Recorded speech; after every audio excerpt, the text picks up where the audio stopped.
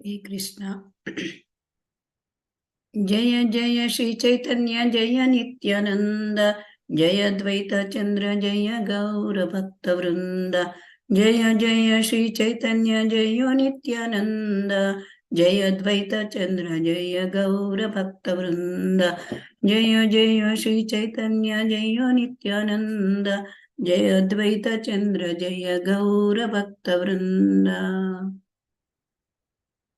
ॐ अज्ञानतिमिरान्धस्य ज्ञानाञ्जनशलाकया चक्षुरुन्मीलितं येन तस्मै श्रीगुरवे नमः। श्रीचैतन्यमनोभीष्टं स्थापितं येन भूतले स्वयं रूपः कदा मह्यं ददाति स्वपदान्तिकम्। वन्देऽहं श्रीगुरोः श्रीयुतपदकमलं श्रीगुरून् वैष्णवांश्च श्रीरूपं साग्रजातं सहगणरघुनाथान्वितं तं सजीवं साद्वैतं सावधूतं परिजनसहितं कृष्णचैतन्यदेवं श्रीराधाकृष्णपादान् सहगणललिता श्रीविशाखान्वितांश्च। हे कृष्णा करुणा सिन्धो दीनबन्धो जगत्पते गोपेशा गोपिका कान्ता राधाकान्ता नमोऽस्तुते। तप्त काञ्चन गौरांगी राधे वृंदावनेश्वरी, वृषभानुसुते देवी प्रणमामि हरिप्रिये। वाञ्छाकल्पतरुभ्यश्च कृपा सिन्धुभ्य एव च पतितानां पावनेभ्यो वैष्णवेभ्यो नमो नमः। जय श्री कृष्ण चैतन्य प्रभु नित्यानंद, श्री अद्वैत गदाधर श्रीवासादि गौर भक्त वृंद। हरे कृष्ण कृष्ण कृष्ण हरे हरे, हरे राम राम राम हरे हरे।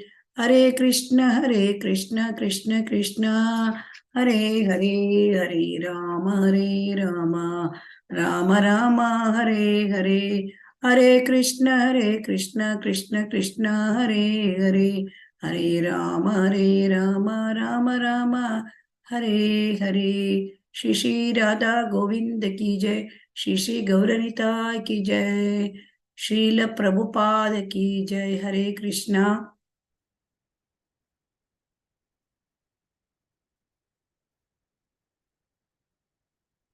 हरे कृष्ण। हरे कृष्ण माता जी। कृष्ण। हरे कृष्ण माता जी। हरे कृष्ण।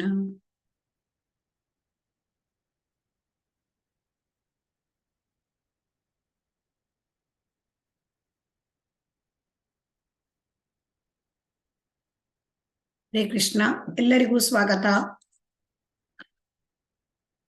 ಇಸ್ಕಾನ್ ಮಂಗಳೂರು ಅವರು ಆಯೋಜಿಸಿರುವ ಶ್ರೀ ಚೈತನ್ಯ ಶಿಕ್ಷಾಮೃತ ತರಗತಿಗೆ ಸ್ವಾಗತ. ಇವತ್ತು ಅಧ್ಯಾಯ 12. ಈ ಅಧ್ಯಾಯದ ಹೆಸರು ಭಕ್ತ.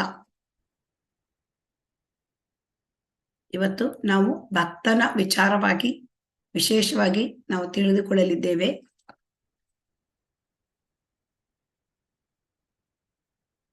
ಕೃಷ್ಣ ಪ್ರಜ್ಞೆಯಲ್ಲಿ ಯಾರು ಉಳಿದುಕೊಂಡು ಭಗವಂತನ ಅಲೌಕಿಕ ಪ್ರೇಮ ಸೇವೆ ಭಕ್ತಿ ಸೇವೆಯನ್ನು ಮಾಡ್ತಾರೆ, ಅವರಿಗೆ ದೇವತಾ ಗುಣಗಳು ತನ್ನಿಂದ ತಾನೇ ಬರುತ್ತದೆ, ದೈವಿ ಗುಣಗಳು ತನ್ನಿಂದ ತಾನೇ ಬರ್ತದೆ.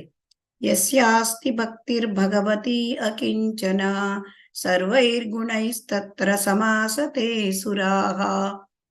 ಈ ದೈವಿ ಗುಣಗಳನ್ನ ಪಡ್ಕೊಳ್ಳಿಕ್ಕೆ ಭಕ್ತ ಏನು ತುಂಬಾ ಪ್ರಯತ್ನ ಮಾಡ್ಬೇಕಾಗಿಲ್ಲ, ಅವು ತನ್ನಿಂತಾನೇ ಬರ್ತದೆ. ಭಗವಂತನ ಭಕ್ತಿ ಸೇವೆಯಲ್ಲಿ ತೊಡಗಿಕೊಂಡರೆ ಸಾಕು.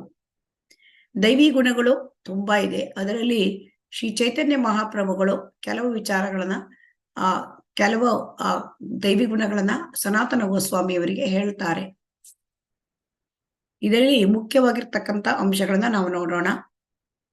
ದೈವಿ ಗುಣದಲ್ಲಿ ಭಗವದ್ ಭಕ್ತ ಸದಾ ಕರುಣಾಶಾಲಿ ಆಗಿರ್ತಾನೆ ಮತ್ತು ಅವನು ಜಗಳ ಗಂಟ ಆಗೋದಿಲ್ಲ.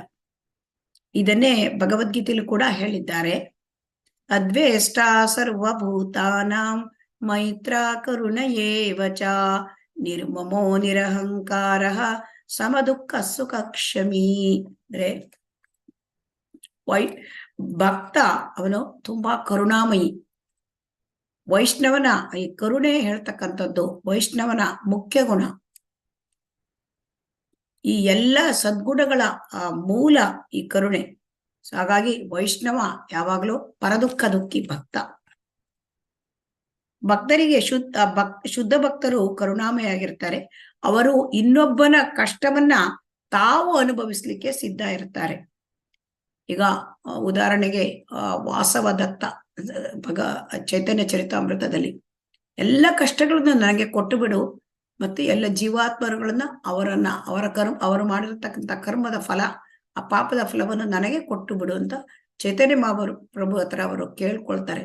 ಅವರೆಲ್ಲರೂ ನೀನು ಮತ್ತೆ ನಿಮ್ಮ ಭಗವಂತನ ಲೋಕಕ್ಕೆ ಕರ್ಕೊಂಡು ಹೋಗ್ಬಿಡು, ಇಲ್ಲಿ ಅವರು ಕಷ್ಟಪಡೋದು ಬೇಡ ಅಂತ ಹೇಳ್ತಾನೆ. ಹೀಗಾಗಿ ಇದು ಶುದ್ಧ ಭಕ್ತರ ಲಕ್ಷಣ. ಅವರು ಇಷ್ಟು ಕರುಣಾಮಯಿ ಅಂದ್ರೆ ಇನ್ನೊಬ್ಬರ ಕಷ್ಟವನ್ನು ತಾವೇ ಅನುಭವಿಸ್ಲಿಕ್ಕೆ ಸಿದ್ಧರಾಗಿರ್ತಾರೆ. ಇದನ್ನೇ ಭಾಗವತಮಲ್ಲೂ ಕೂಡ ಹೇಳಿದ್ದಾರೆ. ಭಕ್ತನ ಗುಣ ತಿತಿಕ್ಷವಃ ಕಾರುಣಿಕಾಃ ಸುಹೃದಃ ಸರ್ವದೇಹಿನಾಂ ಅಜಾತ ಶತ್ರವಃ ಶಾಂತಾಃ ಸಾಧವಃ ಸಾಧುಭೂಷಣಾಃ. ಅಂದ್ರೆ ಭಗವದ್ಭಕ್ತ ಅವನು ಕಾರುಣಿಕ, ತುಂಬಾ ಕರುಣಾಮಯಿ. ಅವನು ತಿತಿಕ್ಷವ ಅಂದ್ರೆ ಸಹನೆ ಮಾಡ್ಕೊಳ್ತಾನೆ. ಸಹನೆ ಹೇಳ್ತಕ್ಕಂಥದ್ದು ತುಂಬಾ ದೊಡ್ಡ ಗುಣ. ಎಂತ ಇದನ್ನ ಮರವನ್ನ ಕಡಿದರೂ ಕೂಡ ಅದು ಚಿಗುರುತ್ತೆ, ಅದು ಸಹನೆ ಅದಕ್ಕೆ ಅಷ್ಟಿದೆ, ಅದಕ್ಕೆ ಪ್ರತಿಭಟನೆ ಮಾಡೋದಿಲ್ಲ. ಸೊ ಅಂತಹ ಸಹನಾಶೀಲ ಭಕ್ತ. ತರೋರಪಿ ಸಹಿಷ್ಣುನ, ಆತರ ಮರದಂತ ಸಹಿಷ್ಣುತೆ ಇದೆ. ಮತ್ತೆ ಸುಹೃದ ಸರ್ವದೇಹಿನ, ಎಲ್ಲರಿಗೂ ಕೂಡ ಅವನು ಸುಹೃದ್ ಮಿತ್ರ, ಅಂದ್ರೆ ಮೈತ್ರ, ಎಲ್ಲರ ಜೊತೆಗೂ ತುಂಬಾ ಸ್ನೇಹದಿಂದ ಇರ್ತಾನೆ. ನಿರ್ಮಮೋ ನಿರಹಂಕಾರ, ಅವನಿಗೆ ಅಹಂಕಾರ ಇರೋದಿಲ್ಲ. ನಿರ್ಮಮ, ಅವನಿಗೆ ಯಾವುದು ತನ್ನದು ಅಂತ ಹೇಳಿ ಇಟ್ಕೊಳ್ಳೋದಿಲ್ಲ. ಅವನು ಅದ್ವೇಷ್ಟ, ಯಾರನ್ನೂ ದ್ವೇಷ ಮಾಡೋದಿಲ್ಲ. ಇದೆಲ್ಲ ಭಕ್ತನ ಕೆಲವು ಮುಖ್ಯವಾದ ಗುಣಗಳು. ಆದರೆ ಕೆಲವು ಸಾಧುಗಳು ಏನ್ ಮಾಡ್ತಾರೆ, ತಮ್ಮ ಸ್ವಂತ ಬಿಡುಗಡೆಗಾಗಿ ಅವರು ಕಾಡಿಗೆ ಹೋಗಿ ಅಲ್ಲಿ ತಪಸ್ಸು ಮಾಡಿ ಮೌನ ಆಚರಣೆ ಮಾಡ್ತಾರೆ. ಆದ್ರೆ ಭಕ್ತ ಆತರ ಅಲ್ಲ. ಭಕ್ತ ಅವನು ತನ್ನ ಉನ್ನತಿಯೊಂದಲ್ಲ, ಬೇರೆಯವರ ಉನ್ನತಿಯನ್ನು ಕೂಡ ಅವನು ಬಯಸ್ತಾನೆ. ಬೇರೆಯವರಿಗೂ ಕೂಡ ಅವನಿಗೆ ಕೃಷ್ಣ ಪ್ರಜ್ಞೆಯನ್ನು ಕೊಟ್ಟು ಅವರನ್ನು ಉನ್ನತಿ ಮಾಡಲಿಕ್ಕೆ ಬಯಸ್ತಾನೆ. ಮತ್ತೆ ಅವರು ಬೇರೆಯವರನ್ನು ಎಲ್ಲರನ್ನು ಕೂಡ ಸಮದರ್ಶಿ. ವಿದ್ಯಾ ವಿನಯ ಸಂಪನ್ನೆ ಬ್ರಾಹ್ಮಣೇ ಗವಿಹಸ್ತಿನಿ ಶುನಿ ಚೈವ ಶ್ವಪಾಕೇಚ ಪಂಡಿತ ಸಮದರ್ಶಿನಃ. ಆ ಮಹಾತ್ಮರಾದ ಭಕ್ತರು ಎಲ್ಲರನ್ನೂ ಸಮನಾಗಿ ನೋಡ್ತಾರೆ. ವಿನಯದಿಂದ ಇರ್ತಕ್ಕಂಥ ಬ್ರಾಹ್ಮಣನಾಗಲಿ ಅಥವಾ ಒಂದು ಪ್ರಾಣಿಯಾಗಲಿ ಅಥವಾ ನಾಯಿ ಆಗಲಿ, ನಾಯಿ ಮಾಂಸ ತಿನ್ನುವನಾಗಲಿ, ಎಲ್ಲರಲ್ಲೂ ಕೂಡ ಒಂದೇ ದೃಷ್ಟಿಯಿಂದ ನೋಡ್ತಾರೆ.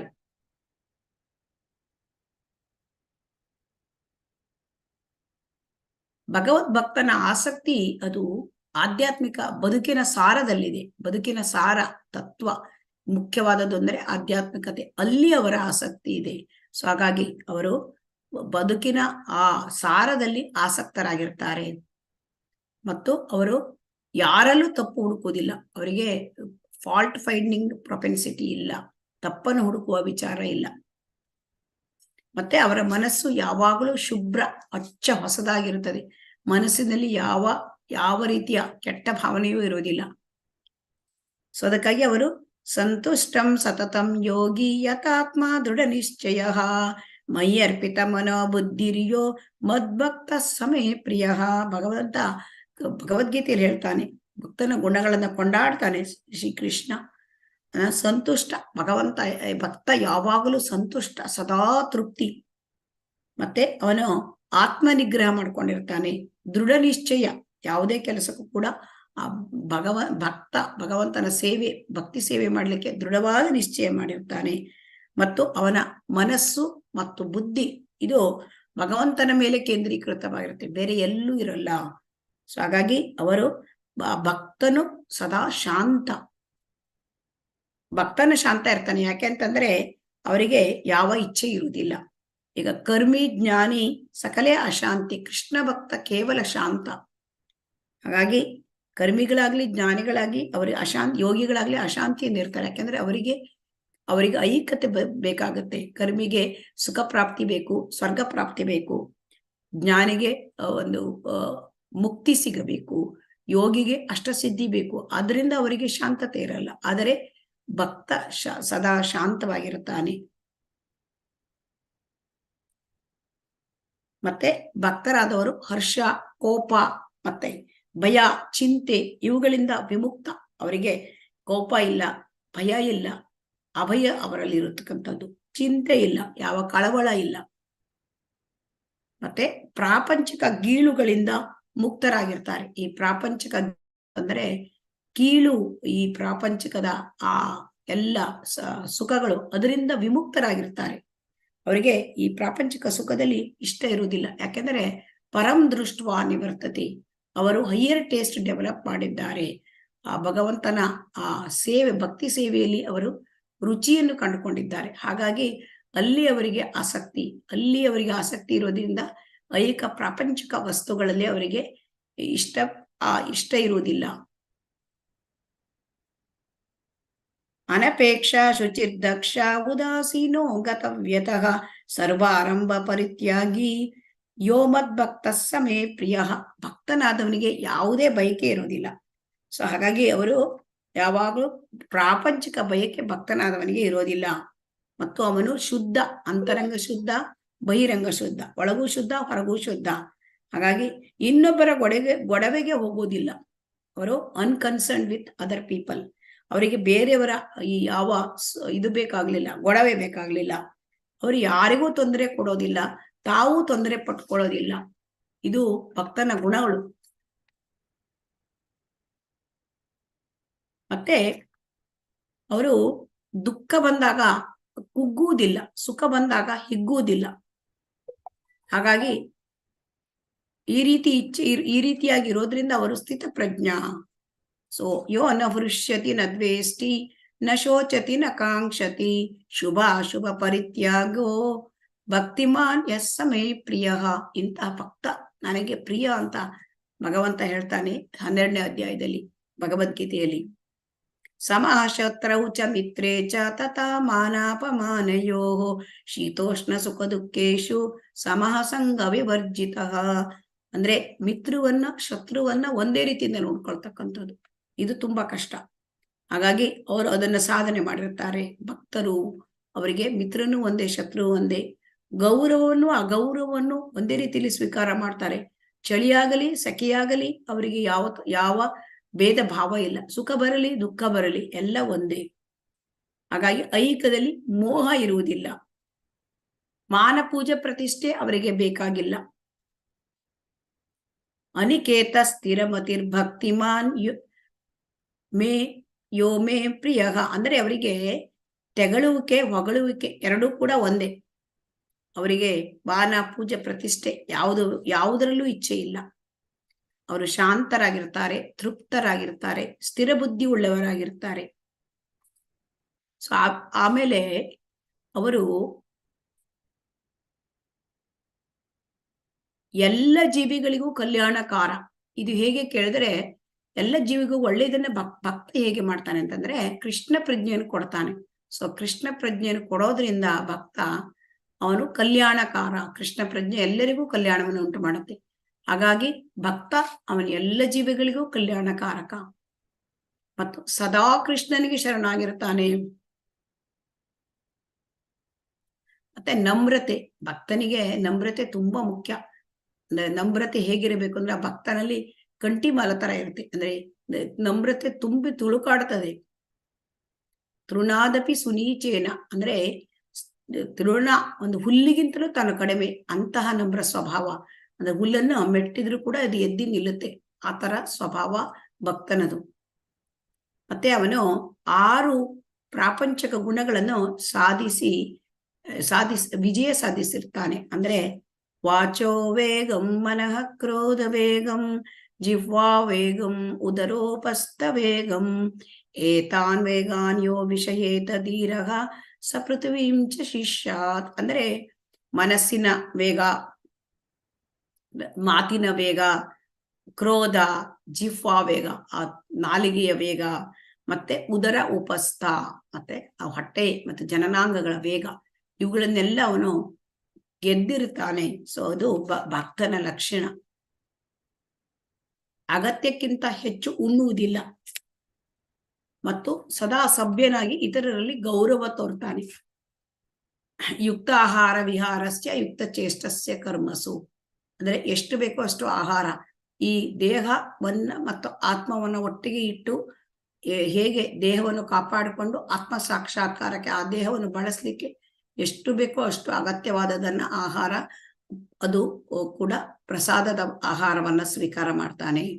ಸದಾ ಸಭ್ಯ.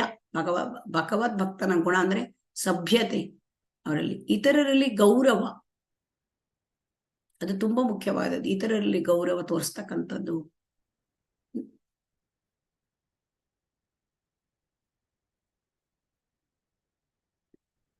ತನಗೆಂದು ಗೌರವವನ್ನು ಬಯಸುವುದಿಲ್ಲ. ಯಾವತ್ತೂ ಅವನು ತನಗಾಗಿ ಗೌರವವನ್ನ ಬಯಸುವುದಿಲ್ಲ. ಮಾನ ಪೂಜೆ ಪ್ರತಿಷ್ಠೆ ಅವನಲ್ಲಿ ಇಲ್ಲ.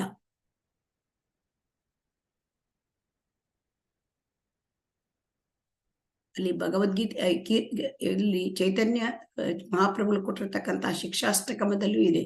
ನದನಂ ನಜನಂ ನ ಸುಂದರೀಂ ಕವಿತಾಮ್ಮ ಜಗದೀಶ ಕಾಮಯೇ ಮಮ ಜನ್ಮನಿ ಜನ್ಮನಿ ಈಶ್ವರಿ ಭವತಾತ್ ಭಕ್ತಿರ್ ಅಹಿತು ಕೀತಿ. ಆ ಭಕ್ತನಿಗೆ ಏನ್ ಹೇಳ್ತಾನೆ? ಯಾವ ಹಣ ಬೇಡ, ಯಾವ ಶಿಷ್ಯಂದಿರು ಬೇಡ, ಯಾವ್ದು ಬೇಕು? ಅಹೈತುಕಿ ಭಕ್ತಿ, ಯಾವಾಗಲೂ ಭಗವಂತನ ಮೇಲೆ ಭಕ್ತಿ ಮಾಡೋದನ್ನು ಕೊಡುವಂತ ಭಕ್ತ ಕೇಳ್ತಾನೆ. ಹಾಗಾಗಿ ಅವನು ಭಕ್ತ ಗಂಭೀರ, ಅವಾಗಲೂ ಚೆಲ್ಲಾಡೋದಿಲ್ಲ. ಭಕ್ತ ಗಂಭೀರ ಸ್ವಭಾವದಲ್ಲಿ ಇರ್ತಾನೆ. ಸ್ನೇಹಪರ, ಮನೋಧರ್ಮ, ಚತುರ. ಭಕ್ತ ಯಾವಾಗಲೂ ತುಂಬಾ ಬುದ್ಧಿವಂತ ಇರ್ತಾನೆ. ಬುದ್ಧಿವಂತರೇ ಭಕ್ತಿ ಸೇವೆಗೆ ಬರ್ತಾರೆ. ಯಾಕೆಂದ್ರೆ ಅವರಿಗೆ ಗೊತ್ತಿರುತ್ತೆ ಏನು ಅಂತಂದ್ರೆ, ಕೃಷ್ಣ ಪ್ರಜ್ಞೆ ಅಲ್ಲಿ ಭಕ್ತಿ ಸೇವೆ ಮಾಡಿದರೆ ಎಲ್ಲ ನಮಗೆ ಒಳ್ಳೆಯದು, ಅದು ಅತ್ಯಂತ ಒಳ್ಳೆಯ ಮಾರ್ಗ ಅಂತ ಗೊತ್ತಿರುತ್ತೆ.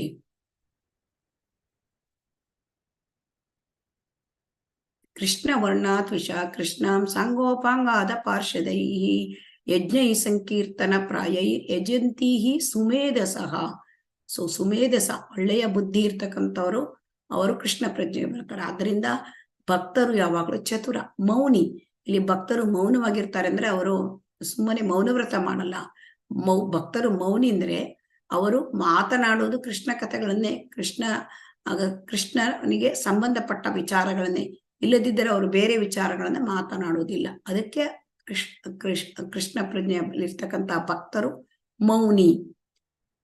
ಅದಕ್ಕೆ ಮೌನಿ ಅಂತ ಹೇಳ್ತಾರೆ. ಅಂದ್ರೆ ಪ್ರಜಲ್ಪ ಮಾಡೋದಿಲ್ಲ, ಬೇರೆಯ ಹಾಳು ಹರಟೆಯನ್ನ ಮಾಡೋದಿಲ್ಲ.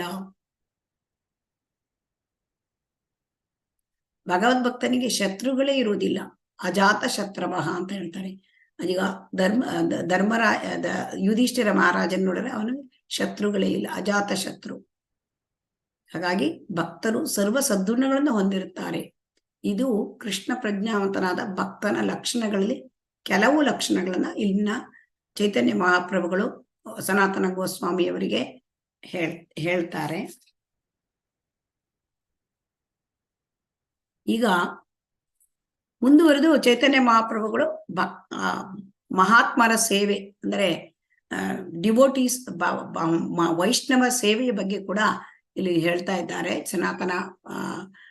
ಸನಾತನ ಗೋಸ್ವಾಮಿಯವರಿಗೆ ವೈಷ್ಣವ ಸೇವೆಯ ಮುಖ್ಯ ಏನು ಅಂಶಗಳು ಅಂತ. ವೈಷ್ಣವ ಸೇವೆ, ಮಹಾತ್ಮನ ಸೇವೆ ಅಂದ್ರೆ ವೈಷ್ಣವ ಸೇವೆ. ಮಹಾತ್ಮಾನಸ್ತು ಮಾಂ ಪಾರ್ಥ ದೈವೀಂ ಪ್ರಕೃತಿ ಆಶ್ರಿತಃ. ಮಹಾತ್ಮ ಅಂದ್ರೆ ಯಾರು? ದೈವಿ ಪ್ರಕೃತಿಯನ್ನು ಆಶ್ರಯ ತೆಗೆದುಕೊಂಡವರು. ದೈವಿ ಪ್ರಕೃತಿಯನ್ನು ಆಶ್ರಯ ತೆಗೆದುಕೊಂಡವರು ಅಂದ್ರೆ ಯೋಗ ಮಾಯೆಯ ಆಶ್ರಯದಲ್ಲಿ ಇರ್ತಕ್ಕಂಥವರು.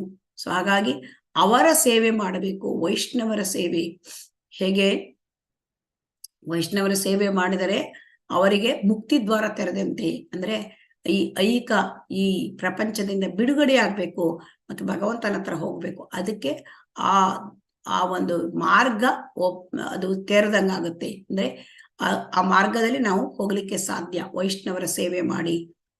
ಇದನ್ನ ಶ್ರೀಮದ್ ಭಾಗವತದಲ್ಲಿ ಹೇಳಿದೆ. ಹಾಗಾಗಿ ವೈಷ್ಣವ ಸೇವೆ ಬಹಳ ಮುಖ್ಯವಾದದ್ದು. ಇದನ್ನೇ ಅದರಲ್ಲಿ ಹೇಳ್ತಾರೆ, ಗೋಪಿ ಭರ್ತು ಪದಕಮಲೆಯೋ ದಾಸಾನು ದಾಸಾನು ದಾಸಃ. ಗೋಪಿ ಭರ್ತು ಅಂದ್ರೆ ಕೃಷ್ಣನ ಕೃಷ್ಣನ ದಾಸನ ದಾಸ ಅಂದ್ರೆ ವೈಷ್ಣವರ ಸೇವೆ ಮಾಡಬೇಕು. ದಾಸ ಅಂದ್ರೆ ಸೇವೆ ಮಾಡ್ತಕ್ಕಂಥದ್ದು. ಅದು ಯಾಕಂದ್ರೆ ಭಗವಂತನ ಹತ್ರ ಡೈರೆಕ್ಟ್ ಹೋಗ್ಲಿಕ್ಕೆ ಕೃಷ್ಣ ಹತ್ರ ನಮ್ಮ ಹತ್ರ ಯೋಗ್ಯತೆ ಇಲ್ಲ, ಬರೋದಿಲ್ಲ. ಯಾಕಂದ್ರೆ ನಮ್ಗೆ ಐಹಿಕ ಎಲ್ಲ 3 ಗುಣಗಳ ದೋಷ ಇರುತ್ತೆ. ಸೊ ಹಾಗಾಗಿ ನಾವು ಕಲುಷಿತಗೊಂಡಿರ್ತೇವೆ. ಸೊ ಹಾಗಾಗಿ ನಮ್ಮನ್ನು ನಾವು ಪರಿಶುದ್ಧ ಮಾಡ್ಕೊಳ್ಬೇಕು. ಹೇಗೆ? ವೈಷ್ಣವ ಸೇವೆ ಮಾಡಿ. ವೈಷ್ಣವ ಸೇವೆ ಅಂದ್ರೆ ಗುರು ಸೇವೆಯಾಗುತ್ತೆ. ಸೊ ಭಗವದ್ ಭಕ್ತರ ಸೇವೆ, ಸದ್ಗುರುವಿನ ಸೇವೆ. ಸೊ ಹಾಗೆ ಮಾಡಿದಾಗ ನಮಗೆ ಭಗವಂತನ ಹತ್ರ ಹೋಗ್ಲಿಕ್ಕಾಗತ್ತೆ.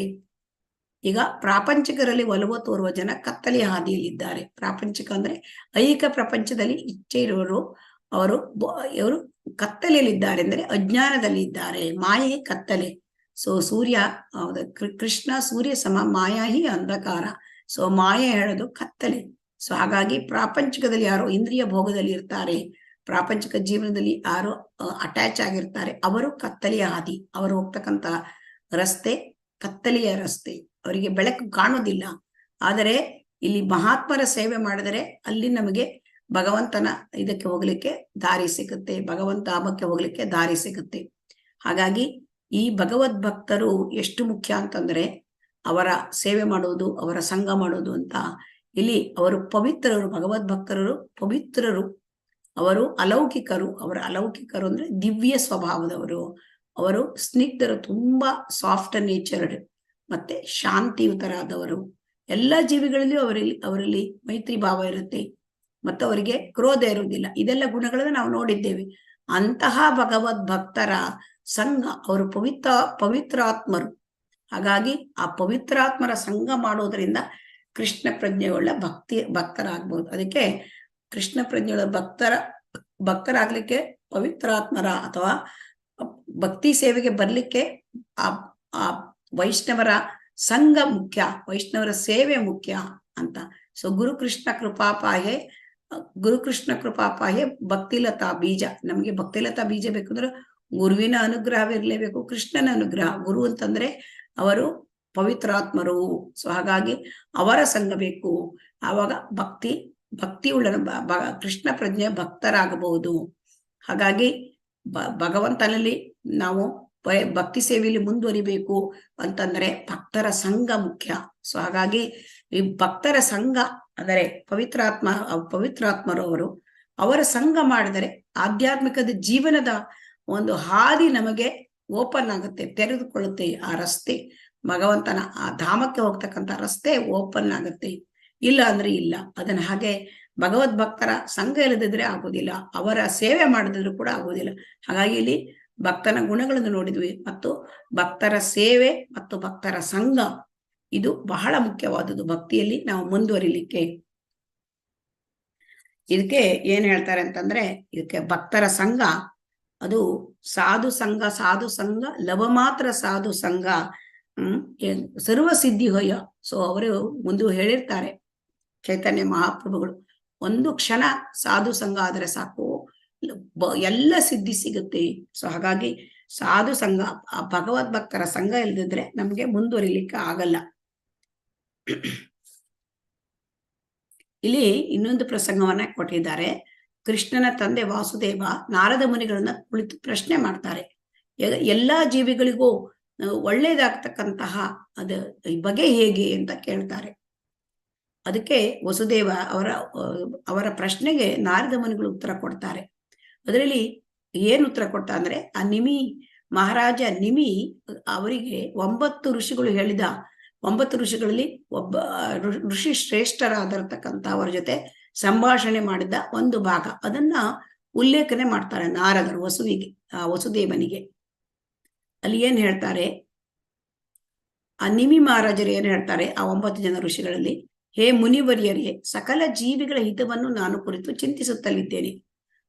ಪವಿತ್ರಾತ್ಮರೊಂದಿಗಿನ ಒಂದು ಕ್ಷಣದ ಸಖ್ಯವು ಬದುಕಿನಲ್ಲಿ ಅತಿ ಹೆಚ್ಚು ಬೆಳೆಯುಳ್ಳದ್ದು. ಏಕೆಂದರೆ ಆ ಒಂದು ಕ್ಷಣವು ಆಧ್ಯಾತ್ಮಿಕ ಬದುಕಿನಲ್ಲಿ ಮುನ್ನಡೆ ಸಾಧಿಸುವ ಮಾರ್ಗವನ್ನು ತೆರೆದುಕೊಡುತ್ತೆ. ಇದು ಬಹಳ ಮುಖ್ಯ. ಏನ್ ಹೇಳ್ತಾರೆ ಇಲ್ಲಿಂದ್ರೆ, ಅಲ್ಲಿ ಶುದ್ಧ ಭಕ್ತರ ಸಂಘ ಒಂದು ಕ್ಷಣ ಇದ್ರಂತೆ ಸಾಕು, ಅಲ್ಲಿ ಏನಾಗುತ್ತೆ, ಆ ಆಧ್ಯಾತ್ಮಿಕ ಬದುಕಿನಲ್ಲಿ ಮುನ್ನಡೆಯಲಿಕ್ಕೆ ಆ ಒಂದು ಮಾರ್ಗ, ರಸ್ತೆ ಓಪನ್ ಆಗುತ್ತೆ ಅಂತ ಮತ್ತೆ ಇಲ್ಲಿ ಕೂಡ ಹೇಳಿದ್ದಾರೆ. ಈ ಮಾತನ್ನು ಶ್ರೀಮದ್ ಭಾಗವತದಲ್ಲಿ 3ನೇ ಸ್ಕಂದದಲ್ಲಿ 25ನೇ ಅಧ್ಯಾಯದಲ್ಲಿ ಕೂಡ ಇದನ್ನು ಹೇಳಿದ್ದಾರೆ. ಅದೇನು ನೋಡೋಣ. ಅಂದ್ರೆ ಇಲ್ಲಿ ನಾವೇನ್ ತಿಳ್ಕೊಬೇಕು ಅಂತಂದ್ರೆ, ಶುದ್ಧ ಭಕ್ತರ ಸಂಘ ಅದು ಒಂದು ಕ್ಷಣ ಇದ್ರೂ ಕೂಡ ಅದರಿಂದ ನಮಗೆ ತುಂಬಾ ಪ್ರಭಾವ ಬೀರುತ್ತೆ. ಆಧ್ಯಾತ್ಮಿಕ ಬದುಕಿನಲ್ಲಿ ನಾವು ಮುಂದೆ ಹೋಗ್ಲಿಕ್ಕೆ ಅದು ಮಾರ್ಗ ತೆರೆಯುತ್ತದೆ. ಸೊ ಇದು 3ನೇ ಸ್ಕಂದದ 25ನೇ ಅಧ್ಯಾಯದ ಈ ಶ್ಲೋಕವನ್ನು ಏನಂತ ನೋಡೋಣ. ಸತಾಂ ಪ್ರಸಂಗ ಮಮ ವೀರ್ಯ ಸಂವಿದೋ ಭವಂತಿ ಹೃತ್ಕರ್ಣ ರಸಾಯನ ಕಥಾ ತಜ್ಜೋಷನಾತ್ ಆಶು ಅಪವರ್ಗವರ್ತ್ಮನಿ ಶ್ರದ್ಧಾರತಿರ್ಭಕ್ತಿರ್ ಅನುಕ್ರಮಿಷ್ಯತಿ. ಇಲ್ಲಿ ಏನ್ ಹೇಳ್ತಾ ಇದ್ದಂದ್ರೆ, ಆ ಸಾಧು ಪುರುಷರು, ವಿಮಲ ಪುರುಷರು, ಅವರು ಭಕ್ತರು ಅವರ ಸಂಘ ಮಾಡೋದ್ರಿಂದ, ಶುದ್ಧ ಭಕ್ತರು ಅವರ ಸಂಘ ಮಾಡೋದ್ರಿಂದ ಅವರ ಜೊತೆ ಆ ಭಕ್ತರ ಸಂಘದಲ್ಲಿ ಏನಾಗುತ್ತೆ ಅಂದ್ರೆ, ಆ ಭಗವಂತನ ಲೀಲೆಗಳು, ಚಟುವಟಿಕೆಗಳು, ಇವುಗಳ ಚರ್ಚೆ ನಡೆಯುತ್ತೆ ಭಕ್ತರ ಸಂಘದಲ್ಲಿ. ಸೊ ಈ ಭಕ್ತರ ಸಂಘದಲ್ಲಿ ನಡೀತಕ್ಕಂತಹ ಈ ರೀತಿಯಾದ ಭಗವಂತನ ಬಗ್ಗೆ ಪಾರಮಾರ್ಥಿಕ ವಿಚಾರಗಳ ಚರ್ಚೆ ನಡೆಯುವುದರಿಂದ ಏನಾಗುತ್ತೆ, ಅದು ಕೇಳುತ್ತಿರುವವರ ಆ ಕಿವಿಗಳಿಗೆ, ಹೃದಯಕ್ಕೆ ಸಂತೋಷ ಕೊಡ್ತದೆ. ಈ ರೀತಿ ಆಧ್ಯಾತ್ಮಿಕ ಜ್ಞಾನ ಪಡ್ಕೊಳ್ಳೋದ್ರಿಂದ ಭಕ್ತರಲ್ಲಿ ಏನಾಗುತ್ತೆ ಅಂದ್ರೆ, ಆಧ್ಯಾತ್ಮಿಕ ಪ್ರಜ್ಞೆ, ಆ ಕೃಷ್ಣ ಪ್ರಜ್ಞೆ ಅದು ಮುಂದುವರಿಯುತ್ತದೆ. ಕೃಷ್ಣ ಪ್ರಜ್ಞೆ ಮುಂದುವರಿಲಿಕ್ಕೆ ತುಂಬಾ ಮುಖ್ಯವಾದದ್ದು. ಸೊ ಆದ್ದರಿಂದ ಆ ಶುದ್ಧ ಭಕ್ತರ ಆ ಸಂಘದಲ್ಲಿ, ಶುದ್ಧ ಭಕ್ತರಿಂದ ಆಧ್ಯಾತ್ಮಿಕ ಸಂದೇಶಗಳನ್ನು, ನಮ್ಗೆ ಸಂದೇಶಗಳು ಎಲ್ಲಿ ಬರ್ತದೆ, ಈ ಭಗವದ್ಗೀತೆ ಭಾಗವತದಲ್ಲಿ ಭಗವಂತ ಹೇಳಿದ ಸಂದೇಶವನ್ನ ಶುದ್ಧ ಭಕ್ತರ ಕಿವಿಯಿಂದ, ಶುದ್ಧ ಭಕ್ತರ ಇದರಿಂದ ಬಾಯಿಂದ ನಾವು ಕೇಳಬೇಕು. ಅದನ್ನು ಕೇಳಿದಾಗ ಮತ್ತೆ ಆ ಸಂದೇಶಗಳ ಉಪದೇಶಗಳನ್ನ ನಾವು ನಮ್ಮ ಜೀವನದಲ್ಲಿ ಅಳವಡಿಸಿಕೊಳ್ಳಲಿಕ್ಕೆ ಪ್ರಯತ್ನ ಮಾಡಿದಾಗ ನಮಗೆ ಏನಾಗುತ್ತೆ, ಕೃಷ್ಣ ಪ್ರಜ್ಞೆಯಲ್ಲಿ ಮುಂದುವರಿಲಿಕ್ಕೆ ಸಾಧ್ಯ. ಆವಾಗ ನಮಗೆ ಅನುರಕ್ತಿ, ನಿಷ್ಠೆ, ಆಸಕ್ತಿ, ಭಾವ, ಪ್ರೇಮ ಇದೆಲ್ಲ ಕೃಷ್ಣ ಪ್ರಜ್ಞೆಯ ಮುಂದುವರಿತಕ್ಕಂತ ಹಂತಗಳು. ಅದರಲ್ಲಿ ಹೀಗೆ ಅಭಿವೃದ್ಧಿ ಹೊಂದಬಹುದು ಅಂತ ಇಲ್ಲಿ ಹೇಳ್ತಾ ಇದ್ದಾರೆ. ಆಮೇಲೆ ಇಲ್ಲಿ ಚೈತನ್ಯ ಮಹಾಪ್ರಭುಗಳು ಮುಂದುವರಿದು ಆ ಭಗವದ್ ಭಕ್ತನ ನಡವಳಿಕೆ ಏನ್ ಮಾಡ್ಬೇಕು ಅಂತ ಸನಾತನ ಗೋಸ್ವಾಮಿಯವರಿಗೆ ವಿವರಿಸಿ ಹೇಳ್ತಾರೆ. ಅದರಲ್ಲಿ ಏನ್ ಹೇಳ್ತಾರೆ ಅಂದ್ರೆ, ವ್ಯಕ್ತಿಯು ಅಪವಿತ್ರರ ಸಂಘದಿಂದ ದೂರ ಇರಬೇಕು. ಅಂದ್ರೆ ಏನ್ ಹೇಳ್ತಾರೆ ಅಲ್ಲಿ ಚೈತನ್ಯ ಮಹಾಪ್ರಭುಗಳು, ಅಸತ್ಸಂಗ ತ್ಯಾಗ ಏಹಿ ವೈಷ್ಣವ ಆಚಾರ. ವೈಷ್ಣವರ ಆಚಾರ ಏನು? ಅಸತ್ಸಂಗ ತ್ಯಾಗ. ಅಸತ್ಸಂಗ ತ್ಯಾಗ ಅಂದ್ರೆ, ಈ ಅಸತ್ಸಂಗ ಅಂದ್ರೆ ಯಾರು? ಅಸತ್ಸಂಗ ಅಂದ್ರೆ ಅಪವಿತ್ರರ ಸಂಘ. ಯಾರು ಈ ಅಪವಿತ್ರರು? ಹರೇ ಕೃಷ್ಣ, ಯಾರಾದ್ರೂ ಹೇಳ್ತೀರಾ ಯಾರು ಈ ಅಪವಿತ್ರರು? ಹರೇ ಕೃಷ್ಣ. ಭಕ್ತರಲ್ಲದೆ ಇರುವವರು, ಅಭಕ್ತರು ಆಯ್ತು, ಮತ್ಯಾರು? ಕೃಷ್ಣ ಪ್ರಜ್ಞೆ ಇಲ್ಲದವರು ಆಯ್ತು, ಅದೆಲ್ಲ ಒಂದರಲ್ಲೇ ಬರುತ್ತೆ. ಅಭಕ್ತರು, ಕೃಷ್ಣ ಪ್ರಜ್ಞೆಯಲ್ಲಿ ಇಲ್ಲದವರು ಎಲ್ಲ ಒಂದೇ ಬರುತ್ತೆ. ಮತ್ತೆ ಮಾಯಾವಾದಿಗಳು ಊಹಾಪೋಹಗಳು ಮಾತಾಡೋರು ಮಾತಾಜಿ, ಅವರೆಲ್ಲರೂ ಅಭಕ್ತರಲ್ಲೇ ಬರ್ತಾರೆ. ಹರೇ ಕೃಷ್ಣ ಮಾತಾಜಿ, ವೈಷ್ಣವರನ್ನು ನಿಂದಿಸೋರು ಎಲ್ಲರೂ ಅಭಕ್ತರಲ್ಲೇ ಬರ್ತಾರೆ. ಮತ್ತೆ ಯಾರಾದ್ರೂ ಇದ್ದಾರಾ? ಹರೇ ಕೃಷ್ಣ. ಆಯ್ತು. ಓಕೆ. ಇಲ್ಲಿ ಅಭಕ್ತರು ಅಂತಂದ್ರೆ, ಇಲ್ಲಿ ಅಸತ್ ಸಂಗ ತ್ಯಾಗ ಯಹಿ ವೈಷ್ಣವ ಆಚಾರ್ಯ ಅಂದ್ರೆ, ಇಲ್ಲಿ ಅಸತ್ ಅಂದ್ರೆ ಯಾರು ಅಂತಂದ್ರೆ, ಅಪವಿತ್ರರು ಅಂದ್ರೆ ಯಾರು ಅಂತ ತಿಳ್ಕೊಬೇಕು. ಅಪವಿತ್ರರು ಹೇಳೋದಕ್ಕೆ ಮುಂದುವರಿದು ಚೈತನ್ಯ ಮಹಾಪ್ರಭುಗಳು ಹೇಳ್ತಾ ಇದ್ದಾರೆ, ಅಸತ್ ಸ್ತ್ರೀ ಸಂಗಿ ಕೃಷ್ಣ ಅಭಕ್ತ ಆರ. ಇದರಲ್ಲಿ 2 ರೀತಿಯದಿದೆ ಅಸತ್ ಸಂಗ ತ್ಯಾಗ ಅಂದ್ರೆ. ಒಂದು ಸ್ತ್ರೀ ಸಂಘ ಅದು ಅಪವಿತ್ರ ಅಂತ ಹೇಳ್ತಾ ಇದ್ದಾರೆ. ಮತ್ತೆ ಅಭಕ್ತರ ಸಂಘ, ಕೃಷ್ಣ ಅಭಕ್ತರ ಸಂಘ. ಸೊ ಇಲ್ಲಿ ನಾವು ಮುಖ್ಯವಾಗಿ ತಿಳಿದುಕೊಳ್ತಕ್ಕಂಥದ್ದು ಒಂದು ನೋಡೋಣ, ಹೆಂಗಸರ ಸಹವಾಸ, ಹೆಂಗಸರ ಹುಚ್ಚು ತುಂಬಾ ಇದ್ದವನು, ಕೃಷ್ಣನಲ್ಲಿ ಭಕ್ತಿ ಇಲ್ಲದವನು ಆದವನ ಸಂಘ, ಇದು ಅಪವಿತ್ರರ ಸಂಘ. ಇವರು ಅಪವಿತ್ರವಾದ ಜನ ಅಂತ ಹೇಳ್ತಾರೆ. ಇಲ್ಲಿ ನೋಡೋಣ ಹೇಗೆ ಅಪವಿತ್ರರು ಅಂತ.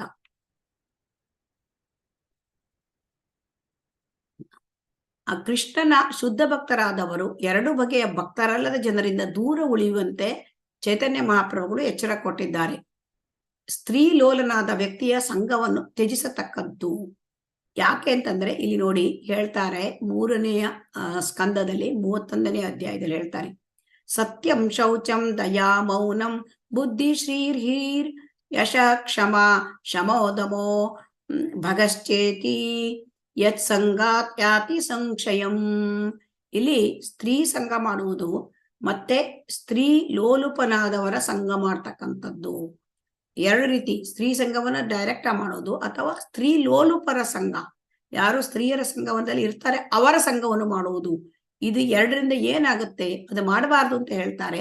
ಏನಾಗುತ್ತೆ ಕೇಳಿದರೆ, ಅಂತಹ ಅಪವಿತ್ರರ ಸಂಘದಿಂದ ವ್ಯಕ್ತಿಯು ಸತ್ಯ, ಶೌಚ, ಕರುಣೆ, ಗಾಂಭೀರ್ಯ, ಬುದ್ಧಿ, ನಾಚಿಕೆ, ಸೌಂದರ್ಯ, ಯಶಸ್ಸು, ಕ್ಷಮಾಗುಣ, ಇಂದ್ರಿಯ, ಮನಸ್ಸಿನ ನಿಗ್ರಹವೇ ಮೊದಲಾದ ಭಕ್ತನಿಗೆ ಸ್ವಾಭಾವಿಕವಾಗಿ ಸಿದ್ಧವಾಗುವ ಗುಣಗಳಿಂದ ವಂಚಿತನಾಗುತ್ತಾನೆ. ಅಂದ್ರೆ ಯಾರು ಸ್ತ್ರೀ ಲೋಲುಪರ ಸಂಘ ಮಾಡ್ತಾರೆ, ಸ್ತ್ರೀಯರ ಸಂಬಂಧ ಮಾಡ್ತಾರೆ, ಅವರಿಗೆ ಏನಾಗತ್ತೆ ಅಂತಂದ್ರೆ ಅವ್ರದ್ದೆಲ್ಲ ಈ ಎಲ್ಲ ಒಳ್ಳೆಯ ಗುಣಗಳನ್ನ ಅವರು ಕಳ್ಕೊಂಡ್ಬಿಡ್ತಾರೆ.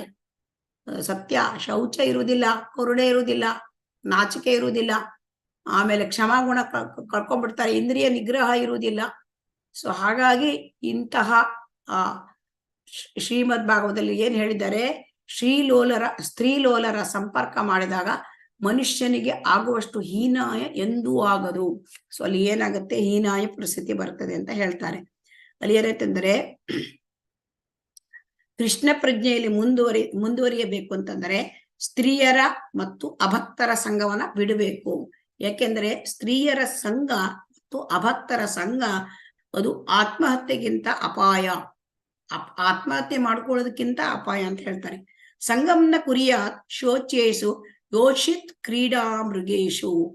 ಯೋಷಿತ್ ಸಂಘ ಅಂದ್ರೆ ಸ್ತ್ರೀ ಸಂಘ. ಇಲ್ಲಿ ಏನಾಗುತ್ತೆ ಅಂತ ನೋಡೋಣ. ಇಲ್ಲಿ ಇನ್ನೊಂದು ಹೇಳ್ತಾರೆ, ನಾ ತಥಾಸ್ಯ ಭವೇನ್ ಮೋಹೋ ಬಂಧಸ್ಯ ಚ ಅನ್ಯ ಪ್ರಸಂಗತಃ ಯೋಷಿತ್ ಸಂಗಾತ್ ಯಥಾ ಪುಂಸೋ ಯಥಾ ತತ್ ಸಂಗೀ ಸಂಗತಃ. ಅಂದ್ರೆ ಏನು ಅಂತ ನೋಡೋಣ. ಇಲ್ಲಿ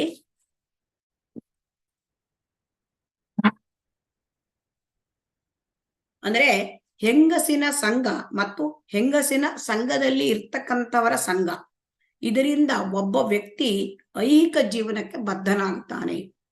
ಅಂದ್ರೆ ಐಹಿಕ ಜೀವನಕ್ಕೆ ನಾವು ಒಳಪಟ್ಬಿಡ್ತೇವೆ, ಅದರಿಂದ ಹೊರಗೆ ಬರ್ಲಿಕ್ಕಾಗಲ್ಲ. ಯಾಕಂತಂದ್ರೆ ಹೆಣ್ಣಿನ ಒಂದು ಅಟ್ಯಾಚ್ಮೆಂಟ್ಸ್ ವ್ಯಕ್ತಿಯನ್ನು ಬಹಳ ಕಲುಷಿತ ಮಾಡಿ ಬಿಡುತ್ತದೆ ಅಂತ ಹೇಳ್ತಾರೆ. ಕಲಿಯುಗದಲ್ಲಿ ಈಗ ಹೆಂಗಸಿನ ಸಂಘ ಬಹಳ ಜಾಸ್ತಿ.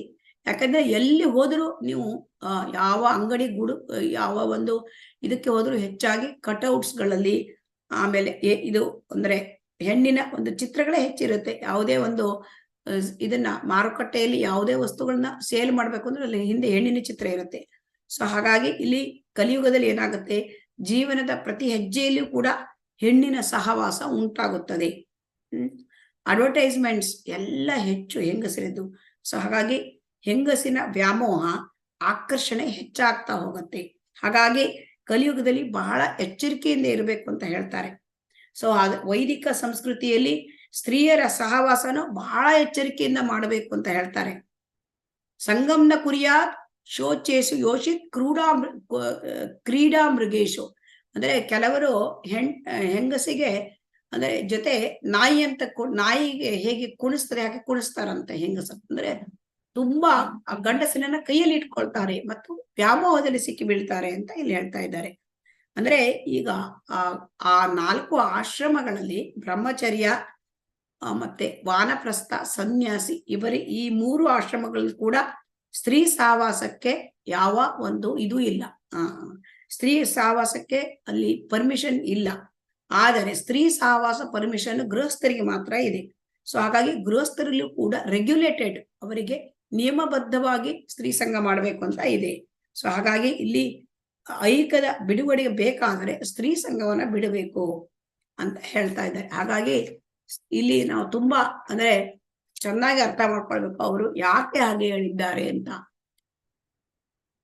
ಅಂದ್ರೆ ಸ್ತ್ರೀಲೋಲರ ಸಂಘ, ಸ್ತ್ರೀಯರಲ್ಲಿ ಯಾರು ಜಾಸ್ತಿ ಅಟ್ಯಾಚ್ ಇಟ್ಕೊಂಡಿರ್ತಾರೆ ಅಂತವರ ಸಂಘ ಮಾಡಿದ್ರು ಕೂಡ ನಮ್ಗೆ ಹೀನಾಯ ಪರಿಸ್ಥಿತಿ ಬರ್ತಾರೆ ಅಂತ ಹೇಳ್ತಾರೆ. ಅಂದ್ರೆ ಆಧ್ಯಾತ್ಮಿಕದಲ್ಲಿ ತುಂಬಾ ಅದು ಮುಂದೆ ಹೋಗ್ಲಿಕ್ಕೆ ಬಿಡೋದಿಲ್ಲ. ಯಾಕೆಂದ್ರೆ ಐಕ್ಯದ ಅಟ್ಯಾಚ್ಮೆಂಟ್ಸ್ ಗಳು ಜಾಸ್ತಿ ಆಗ್ಬಿಡುತ್ತೆ. ಅಂದ್ರೆ ಹೆಣ್ಣಿನ ಸಂಘದಿಂದ, ಹೆಂಗಸರ ಸಂಘ ಸಹವಾಸದಿಂದ ಅಂತ ಅಸತ್ ಸಂಘದಲ್ಲಿ ಅದನ್ನ ಹಾಕಿದ್ದಾರೆ ಯಾರು, ಚೈತನ್ಯ ಮಹಾಪ್ರಭುಗಳು.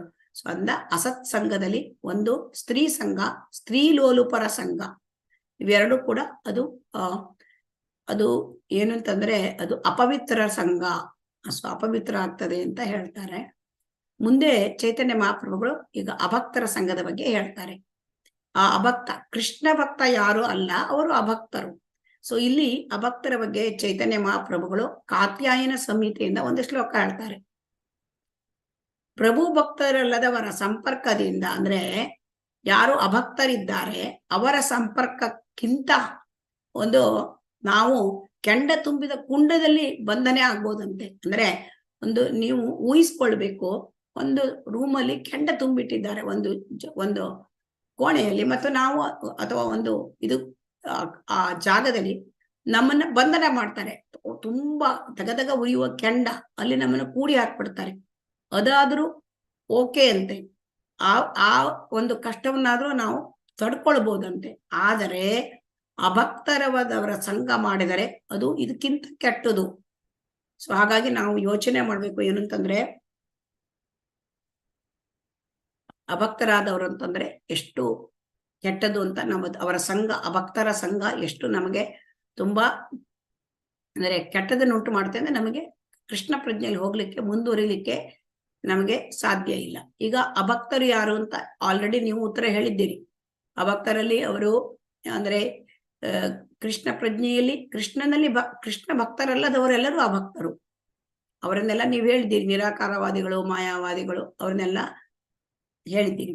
ಸೊ ಹಾಗಾಗಿ ಅಂಥವರ ಸಂಘ ಮಾಡಬಾರದು. ಅಭಕ್ತರ ಸಂಘ, ಕೃಷ್ಣ ಅಭಕ್ತರ ಸಂಘ, ಮಾಯಾವಾದಿ ಸಂಘ ಮಾಡಿದ್ರೆ ಸೊ ಇದು ಏನಾಗುತ್ತೆ, ಅದು ನಮಗೆ ತುಂಬಾ ಭಕ್ತಿಯಲ್ಲಿ ಮುಂದುವರಿಲಿಕ್ಕೆ ಆಗೋದಿಲ್ಲ.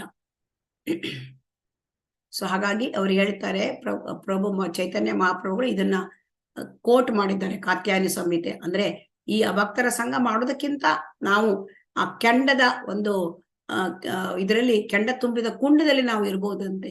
ಆ ಕೆಂಡ ತುಂಬಿದ ಕುಂಡದಲ್ಲಿ ಇರ್ಲಿಕ್ಕಾಗತ್ತಾ? ಹರೇ ಕೃಷ್ಣ, ಕೆಂಡ ತುಂಬಿದ ಕುಂಡದಲ್ಲಿ ಇರ್ಲಿಕ್ಕಾಗತ್ತಾ ನಮಗೆ? ಆಗಲ್ಲ ಮಾತಾಜಿ. ಏನಾಗುತ್ತೆ, ನಮಗೆ ಸುಟ್ಟು ಹೋಗ್ತೇವಲ್ವಾ ನಾವು ಆ ಬೆಂಕಿ ಒಳಗೆ.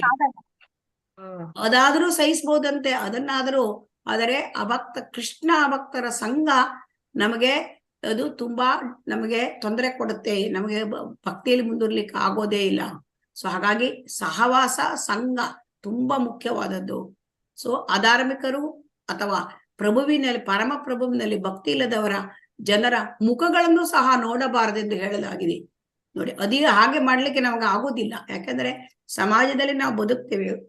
ಹಾಗಾಗಿ ಆದರೆ ಇಲ್ಲಿ ಹೇಳಿದ್ದಾರೆ ಕಾತ್ಯಾಯನಿ ಸಂಹಿತೆಯಲ್ಲಿ. ಆದರೆ ಅಭಕ್ತರ ಸಂಘ ನಾವು ಮುಖವನ್ನು ನೋಡದೆ ಇರ್ಲಿಕ್ಕೆ ನಮ್ಗೆ ಆಗೋದಿಲ್ಲ, ಯಾಕಂದ್ರೆ ನಾವು ಸಮಾಜದಲ್ಲಿ ಇದ್ದೇವೆ. ಆದ್ದರಿಂದ ಸೊ ಅನಪೇಕ್ಷಣೀಯ ಜನರ ಸಹವಾಸವನ್ನು ಕಟ್ಟುನಿಟ್ಟಾಗಿ ತ್ಯಜಿಸಿ ಪರಮಪ್ರಭುವಿನ ಆಶ್ರಯ ಪಡೆಯಬೇಕು ಅಂತ ಇಲ್ಲಿ ಭಗವಾನ್ ಚೈತನ್ಯರು ಹೇಳ್ತಾರೆ. ಏನ್ ಹೇಳ್ತಾರೆ ನಮ್ಗೆ? ಈಗ ನೋಡಿ, ಅಭಕ್ತರ ಸಂಘ ಮಾಡಬೇಡಿ ಅಂತ ಹೇಳ್ತಾರೆ. ಸೊ ಹಾಗಾದ್ರೆ ನಾವ್ ಏನ್ ಮಾಡ್ಬೇಕು? ಯಾರ ಸಂಘವನ್ನು ನಾವು ಮಾಡಬೇಕು? ಹರೇ ಕೃಷ್ಣ, ಭಕ್ತರ ಸಂಘ ಮಾಡ್ಬೇಕು.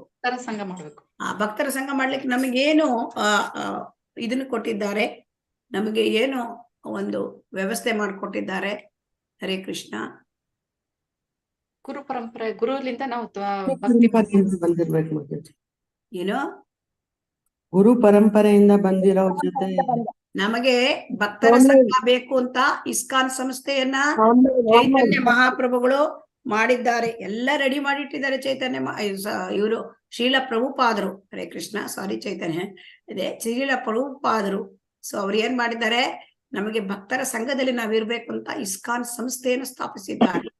ಹಾಗಾಗಿ ಇಸ್ಕಾನ್ ಸಂಸ್ಥೆಯ ಅಲ್ಲಿ ಇರ್ತಕ್ಕಂತಹ ಆ ಸಂಘದ ಜನರ ಜೊತೆ ನಾವು ಇದ್ರೆ ನಮಗೆ ಭಕ್ತರ ಸಂಘ ಇರುತ್ತದೆ. ಸೊ ಹಾಗಾಗಿ ನಾವು ಈ ಭಕ್ತರ ಸಂಘದಲ್ಲಿ ಯಾವಾಗ್ಲೂ ಇರಬೇಕು. ಭಕ್ತರ ಸಂಘ ಬಿಟ್ರೆ ನಮ್ಮ ಪತನ ಹೊಂದ್ಬಿಡ್ತೇವೆ. ಸೊ ಹಾಗಾಗಿ ಅನಪೇಕ್ಷಣೀಯ ಜನರ ಸಹವಾಸವನ್ನು ಕಟ್ಟುನಿಟ್ಟಾಗಿ ತ್ಯಜಿಸಬೇಕು, ಭಕ್ತರ ಸಂಘದಲ್ಲಿ ಇರಬೇಕು, ಮತ್ತೆ ಕೃಷ್ಣನ ಆ ಪರಮ ಪ್ರಭು ಭಗವಂತ ಕೃಷ್ಣನ ಆಶ್ರಯ ಪಡೆಯಬೇಕು ಅಂತ ಏನ್ ಹೇಳಿದ್ದಾರೆ, ಚೈತನ್ಯ ಭಗವಾನ್ ಚೈತನ್ಯ ಮಹಾಪ್ರಭುಗಳು ಪ್ರತಿಪಾದಿಸುತ್ತಾರೆ. ಅಂದ್ರೆ ಅವ್ರು ಹೇಳಿದ್ದಾರೆ, ಸನಾತನ ಗೋಸ್ವಾಮಿ ಅವರಿಗೆ ಉಪದೇಶ ಅಂದ್ರೆ ನಮಗೆ ಮಾಡಿದ ಉಪದೇಶ. ಏನು ಉಪದೇಶ? ಅಸತ್ಸಂಗ ತ್ಯಾಗ ಮಾಡಿ ನೀವು ಸತ್ಸಂಗ ಮಾಡಿ. ನೀವು ಯಾರ ಸಂಘ? ಸತ್ಸಂಗ ಮಾಡಿ. ಸತ್ಸಂಗ ಅಂದ್ರೆ ಕೃಷ್ಣ ಭಕ್ತರ ಸಂಘ ಮಾಡಬೇಕು. ಮತ್ತೇನ್ ಮಾಡ್ಬೇಕು? ನಾವು ಆ ಭಗವಂತ ಕೃಷ್ಣನ ಆಶ್ರಯ ಪಡಬೇಕು, ಭಗವಂತನಲ್ಲಿ ಶರಣಾಗ್ಬೇಕು ಅಂತ ನಮ್ಗೆ ಹೇಳಿದ್ದಾರೆ ಚೈತನ್ಯ ಮಹಾಪ್ರಭುಗಳು. ಇದೇ ಉಪದೇಶವನ್ನ ಭಗವದ್ಗೀತೆಯ ಕೊನೆಯ ಶ್ಲೋಕಗಳಲ್ಲಿ ಅರ್ಜುನನಿಗೆ ನೀಡಲಾಗಿದೆ. ಅದು ಅರ್ಜುನನಿಗೆ ನೀಡಿದ್ದಲ್ಲ, ಅದು ನಮಗೆ ನೀಡಿದ್ದು. ಅರ್ಜುನ ಶುದ್ಧ ಭಕ್ತ. ಏನ್ ಹೇಳಿದ್ದಾರೆ? ಸರ್ವಧರ್ಮಾನ್ ಪರಿತ್ಯಜ್ಯ ಮಾಮೇಕಂ ಶರಣಂ ವ್ರಜ ಅಹಂ ತ್ವಾಂ ಸರ್ವ ಪಾಪೇಭ್ಯೋ ಮೋಕ್ಷ ಇಷ್ಯಾಮಿ ಮಾ ಶುಚಃ ಅಂತ ಹೇಳಿದ್ದಾರೆ. ಸೊ ಹಾಗಾಗಿ ಭಗವಂತ ತುಂಬಾ ಕರುಣಾಮಯಿ, ಭಕ್ತರ ವಿಷಯದಲ್ಲಿ ತುಂಬಾ ಕರುಣೆ ಅಂತೆ. ಎಲ್ಲರಲ್ಲೂ ಕರುಣೆ ಭಗವಂತನಿಗೆ, ಭಕ್ತರಲ್ಲಿ ವಿಶೇಷ. ಸೊ ಹಾಗಾಗಿ ಅವನ ಮಾತನ್ನು ನಾವು ನಂಬಬೇಕು. ಭಗವಂತ ಏನ್ ಹೇಳಿದಾನೆ, ಭಗವದ್ಗೀತೆಯಲ್ಲಿ ಏನ್ ಹೇಳಿದಾನೆ ಅದನ್ನ ನಾವು ಪೂರ್ಣ ನಂಬಬೇಕು. ಸೊ ಹಾಗಾಗಿ ನಂಬಿದ್ದೊಂದೇಲೆ ಅದನ್ನ ಪಾಲನೆ ಮಾಡಬೇಕು. ನಾವು ಸಾಕಷ್ಟು ಬುದ್ಧಿವಂತರು ಸುಶಿಕ್ಷಿತರು ಆಗಿದ್ದ ಪಕ್ಷದಲ್ಲಿ ಯಾವ ಹಿಂಜರಿಕೆಯಿಲ್ಲದೆ ಅವನ ಉಪದೇಶಗಳನ್ನು ಪಾಲಿಸುತ್ತೇವೆ. ಹರೇ ಕೃಷ್ಣ. ನಮ್ಗೇನಾದ್ರೂ ಈ ಪಾಲಿಸ್ಲಿಕ್ಕೆ ಏನಾದ್ರೂ ಹಿಂಜರಿಕೆ ಇದೆಯಾ? ಹರೇ ಕೃಷ್ಣ. ಭಗವಂತನ ಉಪದೇಶಗಳನ್ನ ಹರೇ ಕೃಷ್ಣ ಇಲ್ಲ ಮಾತಾಜಿ. ಇಲ್ಲ ಮಾತಾಜಿ. ಭಗವದ್ಗೀತೆಯಲ್ಲಿ ಹೇಳಿದ ಉಪದೇಶಗಳನ್ನ ನಮಗೆ ಅನ್ಸತ್ತೆ. ಹೌದಾ? ಹೌದು ಮಾತಾಜಿ. ಯಾಕೆ? ನಮ್ಗೆ ಹಿಂಜರಿಕೆ ಇದ್ರೆ ಆಗಲ್ಲ, ನಮ್ಗೆ ಬುದ್ಧಿವಂತಿಕೆ ಇಲ್ಲದಿದ್ರೆ ಆಗಲ್ಲ. ನಮ್ಗೆ ಬುದ್ಧಿವಂತಿಕೆ ಇರ್ಬೇಕು, ಶಿಕ್ಷಣ ಇರ್ಬೇಕು. ಯಾವ ಶಿಕ್ಷಣ? ಈ ಕೃಷ್ಣ ಪ್ರಜ್ಞೆಯಲ್ಲಿ ಶಿಕ್ಷಣ, ಅದು ನಿಜವಾದ ಶಿಕ್ಷಣ. ಬೇರೆ ಎಲ್ಲ ಶಿಕ್ಷಣ ಅದು ಜೀವಿಸುವ ಕಲೆ ಅಷ್ಟೇ. ಸೊ ಕೃಷ್ಣ ಪ್ರಜ್ಞೆಯಲ್ಲಿ ಶಿಕ್ಷಣ ಅದು ಭಗವದ್ಗೀತೆ ಭಾಗವತ ಇದರಲ್ಲಿ ಪಡಿತಕ್ಕಂತ ಒಂದು ಶಿಕ್ಷಣ. ಭಗವದ್ಗೀತೆ ಅಲ್ಲಿ ಪಡಿತಕ್ಕಂತ ಶಿಕ್ಷಣ ಅದು ನಿಜವಾದ ಶಿಕ್ಷಣ, ಅದಕ್ಕೆ ಸುಶಿಕ್ಷಿತರು. ಸೊ ಹಾಗಾಗಿ ಅವರು ಏನ್ ಮಾಡ್ತಾರೆ, ಯಾವ ಹಿಂಜರಿಕೆಯೂ ಇಲ್ಲದೆ ಭಗವಂತ ಹೇಳಿದ ಉಪದೇಶಗಳನ್ನ ಪಾಲನೆ ಮಾಡ್ತಾರೆ. ಆಯ್ತಾ? ಸೊ ಹಾಗಾಗಿ ಇಲ್ಲಿ ನಾವು ತಿಳ್ಕೊಳ್ಬೇಕು. ಇನ್ನೊಂದು ಹೇಳ್ತಾನೆ ಇಲ್ಲಿ ಶ್ರೀಮದ್ ಭಾಗವತದ 10ನೇ ಸ್ಕಂದದ 48ನೇ ಅಧ್ಯಾಯದಲ್ಲಿ ಶ್ಲೋಕ. ಅಕ್ರೂರ ಕೃಷ್ಣನಿಗೆ ಏನ್ ಹೇಳ್ತಾನೆ ನೋಡೋಣ. ಸಹ ಪಂಡಿತ ಹರೇ ಕೃಷ್ಣ. ಹರೇ ಕೃಷ್ಣ. ಮ್ಯೂಟ್ ಮಾಡ್ಕೊಳ್ಬೇಕು. ಹರೇ ಕೃಷ್ಣ ಎಲ್ಲರೂ. ಕಹ ಪಂಡಿತಸ್ತ್ವದ್ ಅಪರಂ ಶರಣಂ ಸಮೀಯಾತ್ ಭಕ್ತ ಪ್ರಿಯ ಧೃತಗಿರಹ ಸುಹೃದ ಕೃತಜ್ಞಾತ್ ಸರ್ವಾನ್ ದದಾತಿ ಸುಹೃದೋ ಭಜತೋ ಅಭಿಕಾಮಾನ್ ಆತ್ಮಾನಂ ಅಪಿ ಅಪಚಯವು ನ ಯಸ್ಯ. ಇಲ್ಲಿ ಅಕ್ರೂರ ಕೃಷ್ಣನಿಗೆ ಹೇಳ್ತಾನೆ, ನಿನ್ನನ್ನಲ್ಲದೆ ಬೇರೆ ಯಾರಲ್ಲಿ ಶರಣ ಹೋಗ್ಬೇಕು? ಈಗ ನಿನ್ನ ಬಿಟ್ರೆ ನಾನು ಯಾರಲ್ಲಿ ಶರಣಾಗ್ಬೇಕು? ಎಷ್ಟು ಏಕೆ ನಿನ್ನಷ್ಟು ಪ್ರಿಯನು ಸತ್ಯಸಂಧನು ಸ್ನೇಹಪರನು ಉನ್ನತನು ಯಾರಿದ್ದಾರೆ? ಹಾಗಾಗಿ ಭಗವಂತನನ್ನು ಬಿಟ್ರೆ ಅವನಷ್ಟು ಪ್ರಿಯ ಯಾರೂ ಇಲ್ಲಂತೆ, ಅವನಷ್ಟು ಸತ್ಯಸಂಧ ಯಾರೂ ಇಲ್ಲ, ಅವನಷ್ಟು ಸ್ನೇಹಪರ ಯಾರೂ ಇಲ್ಲ, ಅವನಷ್ಟು ಉನ್ನತ ಯಾರೂ ಇಲ್ಲ. ಅವನು ಅಸಮೌರ್ಧ್ವ, ಅವನಿಗೆ ಸಮ ಯಾರೂ ಇಲ್ಲ, ಅವನಿಗೆ ಮೇಲೆ ಯಾರೂ ಇಲ್ಲ. ಸೊ ಹಾಗಾಗಿ ಅವನು ಶ್ರೇಷ್ಠ ಪುರುಷ, ಅವನು ಪೂರ್ಣ. ಸೊ ಆದ್ದರಿಂದ ಭಕ್ತ ಪರಾಧೀನ ಬಳಿಕವೂ ಪೂರ್ಣ ಶ್ರೇಷ್ಠ. ಓಂ ಪೂರ್ಣಮದ ಪೂರ್ಣಂ ಇದಂ ಪೂರ್ಣಂ ಪೂರ್ಣಾತ್ ಪೂರ್ಣ ಮುದಚ್ಯತೆ ಪೂರ್ಣಮೇವಾವಶಿಷ್ಯತೆ. ಸೊ ಹಾಗಾಗಿ ಅವನು ಏನ್ ಮಾಡಿದ್ರು ಪೂರ್ಣವಾಗಿ ಉಳ್ಕೊಳ್ತಾನೆ. ಅಂತಹ ಪೂರ್ಣ ಸ್ವರೂಪಿ ಕೃಷ್ಣ, ಶ್ರೇಷ್ಠನಾದ ಕೃಷ್ಣ ಭಗವಂತ, ಅವನಿಗೆ ನಾವು ಶರಣಾಗ್ಬೇಕು. ಮಾಂ ಏಕಂ ಶರಣಂ ವ್ರಜ ಅಂತ ಭಗವದ್ಗೀತೆ ಅದಕ್ಕೆ ಹೇಳಿದ್ದಾರೆ, ನನಗ ಒಬ್ಬನಿಗೆ ಶರಣಂ. ಯಾಕೆ? ಆ ಕೃಷ್ಣ ಭಗವಂತ ಅವನು ಸರ್ವಶ್ರೇಷ್ಠ. ಸೊ ಭಕ್ತರ ಅಪೇಕ್ಷೆಗಳನ್ನ ಅವನು ಸಿದ್ಧಿಸಿ ಎಲ್ಲರ ಅಪೇಕ್ಷೆ ಏನಿದ್ರು ಕೊಡ್ತಾನೆ ಭಗವಂತ. ಸೊ ಅದೊಂದೇ ಅಲ್ಲ, ಭಕ್ತರ ಅಪೇಕ್ಷೆಗಳನ್ನ ಅವನು ಪೂರೈಸ್ತಾನೆ, ಆದರೆ ಭಕ್ತನಿಗೆ ತನ್ನನ್ನು ಕೊಟ್ಕೊಂಡ್ಬಿಡ್ತಾನೆ. ಸೊ ಹಾಗಾಗಿ ಭಕ್ತಿಯನ್ನು ನಾವು ಪಡ್ಕೊಳ್ಳೋದು ಸುಲಭ ಅಲ್ಲ. ಯಾಕೆಂದ್ರೆ ಭಕ್ತಿ ಕೊಡ್ಬೇಕಾದ್ರೆ ಕೃಷ್ಣ ಬಹಳ ಟೇಸ್ಟ್ ಮಾಡ್ತಾನೆ. ಯಾಕೆಂತಂದ್ರೆ ಆ ಭಕ್ತನಿಗೆ ತನ್ನನ್ನು ಬಿಟ್ಬಿಡ್ತಾನೆ. ಭಕ್ತ ಪರಾಧೀನ ಅವನು, ಭಕ್ತ ಪರಾಧೀನ, ಭಕ್ತ ವತ್ಸಲ, ಭಕ್ತನಿಗೆ ತನ್ನನ್ನು ಬಿಟ್ಬಿಡ್ತಾನೆ. ಅದಕ್ಕಾಗಿ ಅವನು ಭಕ್ತಿಯನ್ನು ಈಸಿಲಿ ಕೊಡೋದಿಲ್ಲ. ಅವ್ರಿಗೆ ಬೇರೆ ಎಲ್ಲ ಕೊಡ್ಬೋದು, ಮುಕ್ತಿ ಕೊಡ್ಬೋದು, ಆದರೆ ಭಕ್ತಿಯನ್ನ ಕೊಡೋದು ಬಹಳ ಕಷ್ಟ. ಭಕ್ತಿಯನ್ನು ಪಡ್ಕೊಳ್ಳೋದು ಕಷ್ಟ. ಯಾಕೆ? ಭಕ್ತಿ ಕೊಟ್ರೆ ಭಗವಂತ ಆ ಶುದ್ಧ ಭಕ್ತರಿಗೆ ಅವನು ತನ್ನನ್ನೇ ತಾನು ಕೊಟ್ಟು ಬಿಡುತ್ತಾನೆ. ಅದಕ್ಕೆ ತನ್ನನ್ನೇ ತಾನು ಕೊಡ್ಬೇಕಾದ್ರೆ ಯಾರಿಗೆ ಕೊಡ್ತಾನೆ? ಶುದ್ಧ ಭಕ್ತನಾದವನಿಗೆ. ಅದಕ್ಕೆ ಭಗವಂತನಿಗೆ ಶರಣಾಗ್ಬೇಕು. ಬುದ್ಧಿವಂತನು ಕೃಷ್ಣ ಪ್ರಜ್ಞೆಯ ಸಿದ್ಧಾಂತವನ್ನು ಅರ್ಥ ಮಾಡಿಕೊಳ್ಳಬಲ್ಲವನು ಆದ ಮನುಷ್ಯನು ಸ್ವಾಭಾವಿಕವಾಗಿ ಎಲ್ಲವನ್ನು ಬಿಟ್ಟು ಕೃಷ್ಣನನ್ನು ಆಶ್ರಯ ಪಡ್ತಾನೆ. ಯಾರು ಬುದ್ಧಿವಂತರಾಗಿದ್ದಾರೆ, ಯಾರಿಗೆ ಕೃಷ್ಣ ಪ್ರಜ್ಞೆಯ ಈ ಸಿದ್ಧಾಂತ, ಕೃಷ್ಣ ಪ್ರಜ್ಞೆಯ ವಿಜ್ಞಾನ ಅದು ಅರ್ಥ ಆಗತ್ತೆ, ಅವರು ನ್ಯಾಚುರಲಿ ಕೃಷ್ಣನಿಗೆ ಶರಣಾಗ್ತಾರಂತೆ, ಕೃಷ್ಣನ ಆಶ್ರಯ ಪಡಿತಾರಂತೆ. ಯಾಕೆ? ಕೃಷ್ಣ ಬಿಟ್ಟು ಮತ್ಯಾರಿಗೆ ಆಶ್ರಯ ಪಡಿಬೇಕು ಅಂತ. ಅದಕ್ಕೆ ಭಗವಾನ್ ಚೈತನ್ಯರು ಏನ್ ಹೇಳ್ತಾರೆ, ಒಂದು ಶ್ಲೋಕವನ್ನು ಹೇಳ್ತಾರೆ. ಯಾರಿಗೆ? ಸನಾತನ ಗೋಸ್ವಾಮಿಯವರಿಗೆ. ಯಾವ ಶ್ಲೋಕ? 3ನೇ ಸ್ಕಂದದ 2ನೇ ಅಧ್ಯಾಯದ ಶ್ಲೋಕ, 23ನೇ ಶ್ಲೋಕ. ಅಹೋಬಕಿಯಂ ಸ್ತನ ಕಾಲಕೂಟಂ ಜಿಗಾಂಸಯ ಅಪಾಯತಾತ್ ಅಪಿ ಅಸಾಧ್ವಿ ಲೇಭೆ ಗತಿಂ ಧಾತ್ರಿ ಉಚಿತಾಂ ತತೋನ್ಯಂ ಕಂವಾದಯಾಲುಂ ಶರಣಂ ವ್ರಜೇಣ. ಅಂದ್ರೆ ಕೃಷ್ಣ ಮಗುವಾಗಿದ್ದಾಗ ಆ ಬಕಾಸುರನ ಸೋದರಿ, ಆ ಪೂತನಿ, ಅವಳೇನ್ ಮಾಡಿದ್ಲು? ತನ್ನ ಸ್ತನಗಳ ತೊಟ್ಟುಗಳಿಗೆ ವಿಷ ಸವರಿಕೊಂಡು ಬಂದು ಕೃಷ್ಣನಿಗೆ ಹಾಲುಣಿಸಿ ಅವನನ್ನು ಕೊಲ್ಲ ಬಯಸಿದಳು. ಹೀಗಿದ್ದರೂ ಕೂಡ ಆ ಕಿರಾತ ಹೆಂಗಸಿಗೆ ಮುಕ್ತಿ ಸಿಕ್ಕಿತು. ಹೇಗಾಯ್ತು? ಮುಕ್ತಿ ಒಂದೇ ಅಲ್ಲ, ಸ್ವಯಂ ಕೃಷ್ಣನ ತಾಯಿ ಸೇರಿದ ನೆಲೆಯನ್ನೇ ಭಗವಂತ ಅವಳಿಗೆ ಕೊಟ್ಟ. ಅದು ಹೇಗೆ ಅಂತಂದ್ರೆ, ಕೃಷ್ಣ ಅಷ್ಟು ಅಂದ್ರೆ ಅವಳ ಒಂದು ಸ್ತನಪಾನ ಮಾಡಿದ್ದಾನೆ. ಕೃಷ್ಣ ಹಾಲನ್ನು ಹೀರ್ತಾ ಪೂತನಿಯ ಪ್ರಾಣವನ್ನು ಹೀರಿದ್ದಾನೆ. ಆದರೂ ಕೂಡ ಕೃಷ್ಣ ಹಾಲು ಕುಡಿದಿದ್ದಾನಲ್ಲ, ಆದ್ದರಿಂದ ಅವಳಿಗೆ ತಾಯಿ ಸ್ಥಾನ ಕೊಟ್ಟಿದ್ದಾನೆ. ಸೊ ಹಾಗಾಗಿ ತಾಯಿ ಸ್ಥಾನ ಕೊಟ್ಟಿರೋದ್ರಿಂದ ಪೂತನಿ ಅದನ್ನ ಕೊಲ್ಲುವ ಒಂದು ಇಚ್ಛೆಯಿಂದ ಬಂದಿದ್ಲು ಕೂಡ ಅವಳಿಗೆ ಭಗವಂತ ಅದನ್ನ ಕರುಣಿಸಿದ್ದಾನೆ. ಸೊ ಹಾಗಾಗಿ ಇಲ್ಲಿ ಕೃಷ್ಣನ ಆಶ್ರಯ ಪಡೆಯುವುದು ಅಂದ್ರೆ ತುಂಬಾ ಮುಖ್ಯವಾದದ್ದು. ಕೃಷ್ಣನ ಹತ್ರ ಯಾರು ಯಾವುದೇ ಇಚ್ಛೆ ಯಾವುದೇ ಒಂದು ಗುರಿ ಇಟ್ಕೊಂಡು ಹೋದ್ರು ಕೂಡ ಅವರು ಪಡೆಯತಕ್ಕಂಥ ಫಲ ಒಂದೇ. ಅವರಿಗೆ ಕೃಷ್ಣ ಎಲ್ಲ ತೆಗೆದು ಬಿಡ್ತಾನೆ, ಸ್ವಚ್ಛ ಮಾಡ್ಬಿಡ್ತಾನೆ, ಮತ್ತು ಅವರಿಗೆ ಇದನ್ನ ಒಂದು ಕೃಷ್ಣ ಪ್ರೇಮವನ್ನು ಕೊಟ್ಟು ಬಿಡ್ತಾನೆ ಕೊನೆಗೆ. ಸೊ ಹಾಗಾಗಿ ಇಲ್ಲಿ ಮುಖ್ಯ. ಸೊ ಆದ್ದರಿಂದ ಪೂತನಿ ಬಂದಿರ್ತಕ್ಕಂಥದ್ದು ಪ್ರಾಣವನ್ನ ತೆಗಿಲಿಕ್ಕೆ ಬಂದಿದ್ರು ಕೂಡ ಕೃಷ್ಣ ಅವಳಿಗೆ ಕ್ಷಮೆ ಮಾಡಿ ಅವಳಿಗೆ ಅವನು ಏನ್ ಮಾಡ್ದ? ಆ ತಾಯಿ ಸ್ಥಾನವನ್ನು ಕೊಟ್ಟು ಆಮೇಲೆ ಅವಳು ಅದೇ ನೆಲೆ ಅಂದ್ರೆ ಭಗವಂತನ ಒಂದು ಇದಕ್ಕೆ ಬ್ಯಾಕ್ ಟು ಗಾಡ್ ಹೆಡ್, ಭಗವಂತನ ಆ ಧಾಮಕ್ಕೆ ಮತ್ತೆ ಹೋದ್ಲು ಅವಳು. ಇಲ್ಲಿ ಇನ್ನೊಂದು ಹೇಳ್ತಾರೆ, ಇಲ್ಲಿ ಚೈತನ್ಯ ಮಹಾಪ್ರಭುಗಳು, ಸಂಪೂರ್ಣ ಶರಣಾಗತನಿಗೂ ಸನ್ಯಾಸ ಆಶ್ರಮದಲ್ಲಿ ಇರ್ತಕ್ಕಂಥನಿಗೂ ವಿಶೇಷ ವ್ಯತ್ಯಾಸ ಇಲ್ಲ. ಈಗ ಸಂಪೂರ್ಣ ಶರಣಾಗತ ಆತ್ಮ ಅಂದ್ರೆ ಯಾರು? ಹರೇ ಕೃಷ್ಣ. ಇಲ್ಲಿ ನೋಡಿ 2 ರೀತಿ ಡಿಫ್ರೆನ್ಸ್ ಹೇಳ್ತಾ ಇದ್ದಾರೆ. ಸಂಪೂರ್ಣ ಶರಣಾಗತ ಆತ್ಮ ಅಂದ್ರೆ ಯಾರು, ಮತ್ತೆ ಸನ್ಯಾಸಿ ಅಂದ್ರೆ ಯಾರು? ಹರೇ ಕೃಷ್ಣ. ಸಂಪೂರ್ಣ ಶರಣಾಗತ ಆತ್ಮ ಅಂದ್ರೆ ಯಾರು? ಭಕ್ತರು, ಆ ಶುದ್ಧ ಭಕ್ತರು. ಎಸ್, ಶುದ್ಧ ಭಕ್ತರು. ಅವರು 100% ಕೃಷ್ಣ ಕಾನ್ಶಿಯಸ್. ಅವರಿಗೆ ಕೃಷ್ಣ ಬಿಟ್ರೆ ಬೇರೆ ಯಾರು ಇಲ್ಲ. ಅದಕ್ಕೆ ಅವರು 100% ಕೃಷ್ಣನಲ್ಲಿ ಶರಣಾಗತರಾದವರು. ಸನ್ಯಾಸ ಆಶ್ರಮದವರು ಕೂಡ ಅವರು ಕೂಡ ಶರಣಾಗತರಾಗಿರ್ತಾರೆ. ಆದರೆ ಕೃಷ್ಣ ಅಲ್ಲಿ ಸಂಪೂರ್ಣ ಶರಣಾಗತನಾದ ಆತ್ಮ.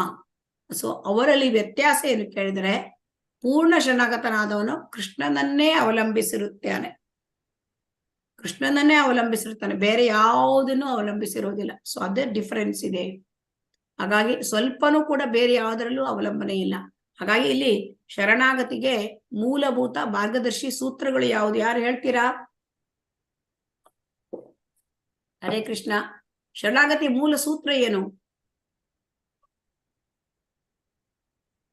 ಓಕೆ, ಯಾರಿಗೂ ಗೊತ್ತಿಲ್ಲ ಅಂತ ಕಾಣುತ್ತೆ.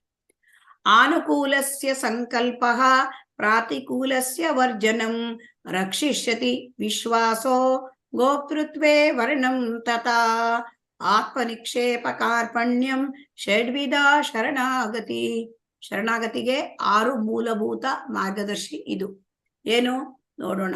ಆನುಕೂಲಸ್ಯ ಸಂಕಲ್ಪ ಅಂದ್ರೆ ಭಕ್ತಿ ಸೇವೆಗೆ ಅನುಕೂಲವಾಗಿದ್ದದನ್ನೆಲ್ಲ ನಾವು ಸ್ವೀಕರಿಸಬೇಕು. ಈಗ ಭಕ್ತಿ ಸೇವೆಗೆ ಅನುಕೂಲಕರ ಆಗ್ತಕ್ಕಂಥದ್ದು ಅಂದ್ರೆ ನಮಗೆ ಈಗ ಬೆಳಿಗ್ಗೆ ಮುಂಚೆ ಏಳುವುದು, ಎದ್ದು ಸ್ನಾನ ಮಾಡಿ ಶುಚಿರ್ಭೂತರಾಗಿ ಆ ಒಂದು ಭಗವಂತನ ಮಂಗಳಾರತಿಯನ್ನು ನೋಡುವುದು, ಮತ್ತೆ ಬ್ರಾಹ್ಮಿ ಮುಹೂರ್ತದಲ್ಲಿ ಜಪವನ್ನು ಮಾಡ್ತಕ್ಕಂಥದ್ದು, ಹರೇ ಕೃಷ್ಣ ಮಹಾಮಂತ್ರ 16 ಬಾರಿ. ಆಮೇಲೆ ನಾವು ಮಾಡ್ತಕ್ಕಂಥ ಪ್ರಸಾದ ಸೇವನೆ, ಭಗವಂತನಿಗೆ ಮಾಡ್ತಕ್ಕಂತಹ ಎಲ್ಲ ಇದು ಆರತಿ, ಭಗವಂತನ ಪ್ರಾರ್ಥನೆ, ಇವೆಲ್ಲ ನಮಗೆ ಮುಂದುವರಿಲಿಕ್ಕೆ ಸಹಾಯ ಮಾಡುತ್ತೆ. ಕೃಷ್ಣ ಪ್ರಜ್ಞೆಯಲ್ಲಿ ಭಗವದ್ಗೀತೆ ಭಾಗವತ ತರಗತಿಗಳಿಗೆ ಹೋಗುವುದು, ಕೇಳುವುದು, ಇದೆಲ್ಲ ನಮಗೆ ಭಗವದ್ ಭಕ್ತಿಯಲ್ಲಿ ಮುಂದುವರಿಲಿಕ್ಕೆ ಆಗತ್ತೆ. ಸೊ ಅದು ಆನುಕೂಲಸ್ಯ ಸಂಕಲ್ಪ. ಪ್ರಾತಿಕೂಲಸ್ಯ ವರ್ಜನಂ ಅಂದ್ರೆ ಭಕ್ತಿ ಸೇವೆಗೆ ಅನನುಕೂಲವಾಗ್ತಕ್ಕಂತ ವಿಚಾರಗಳು ಯಾವುದು? ಹರೇ ಕೃಷ್ಣ, ಭಕ್ತಿ ಸೇವೆಗೆ ಅನನುಕೂಲವಾಗುವ ವಿಚಾರ ಯಾವುದು?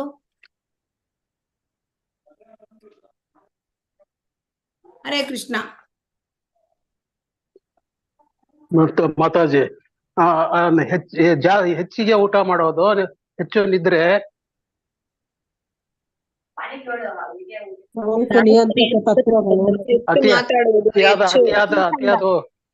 ಶ್ರೀಸಂಗ. ಓಕೆ, ಹರೇ ಕೃಷ್ಣ.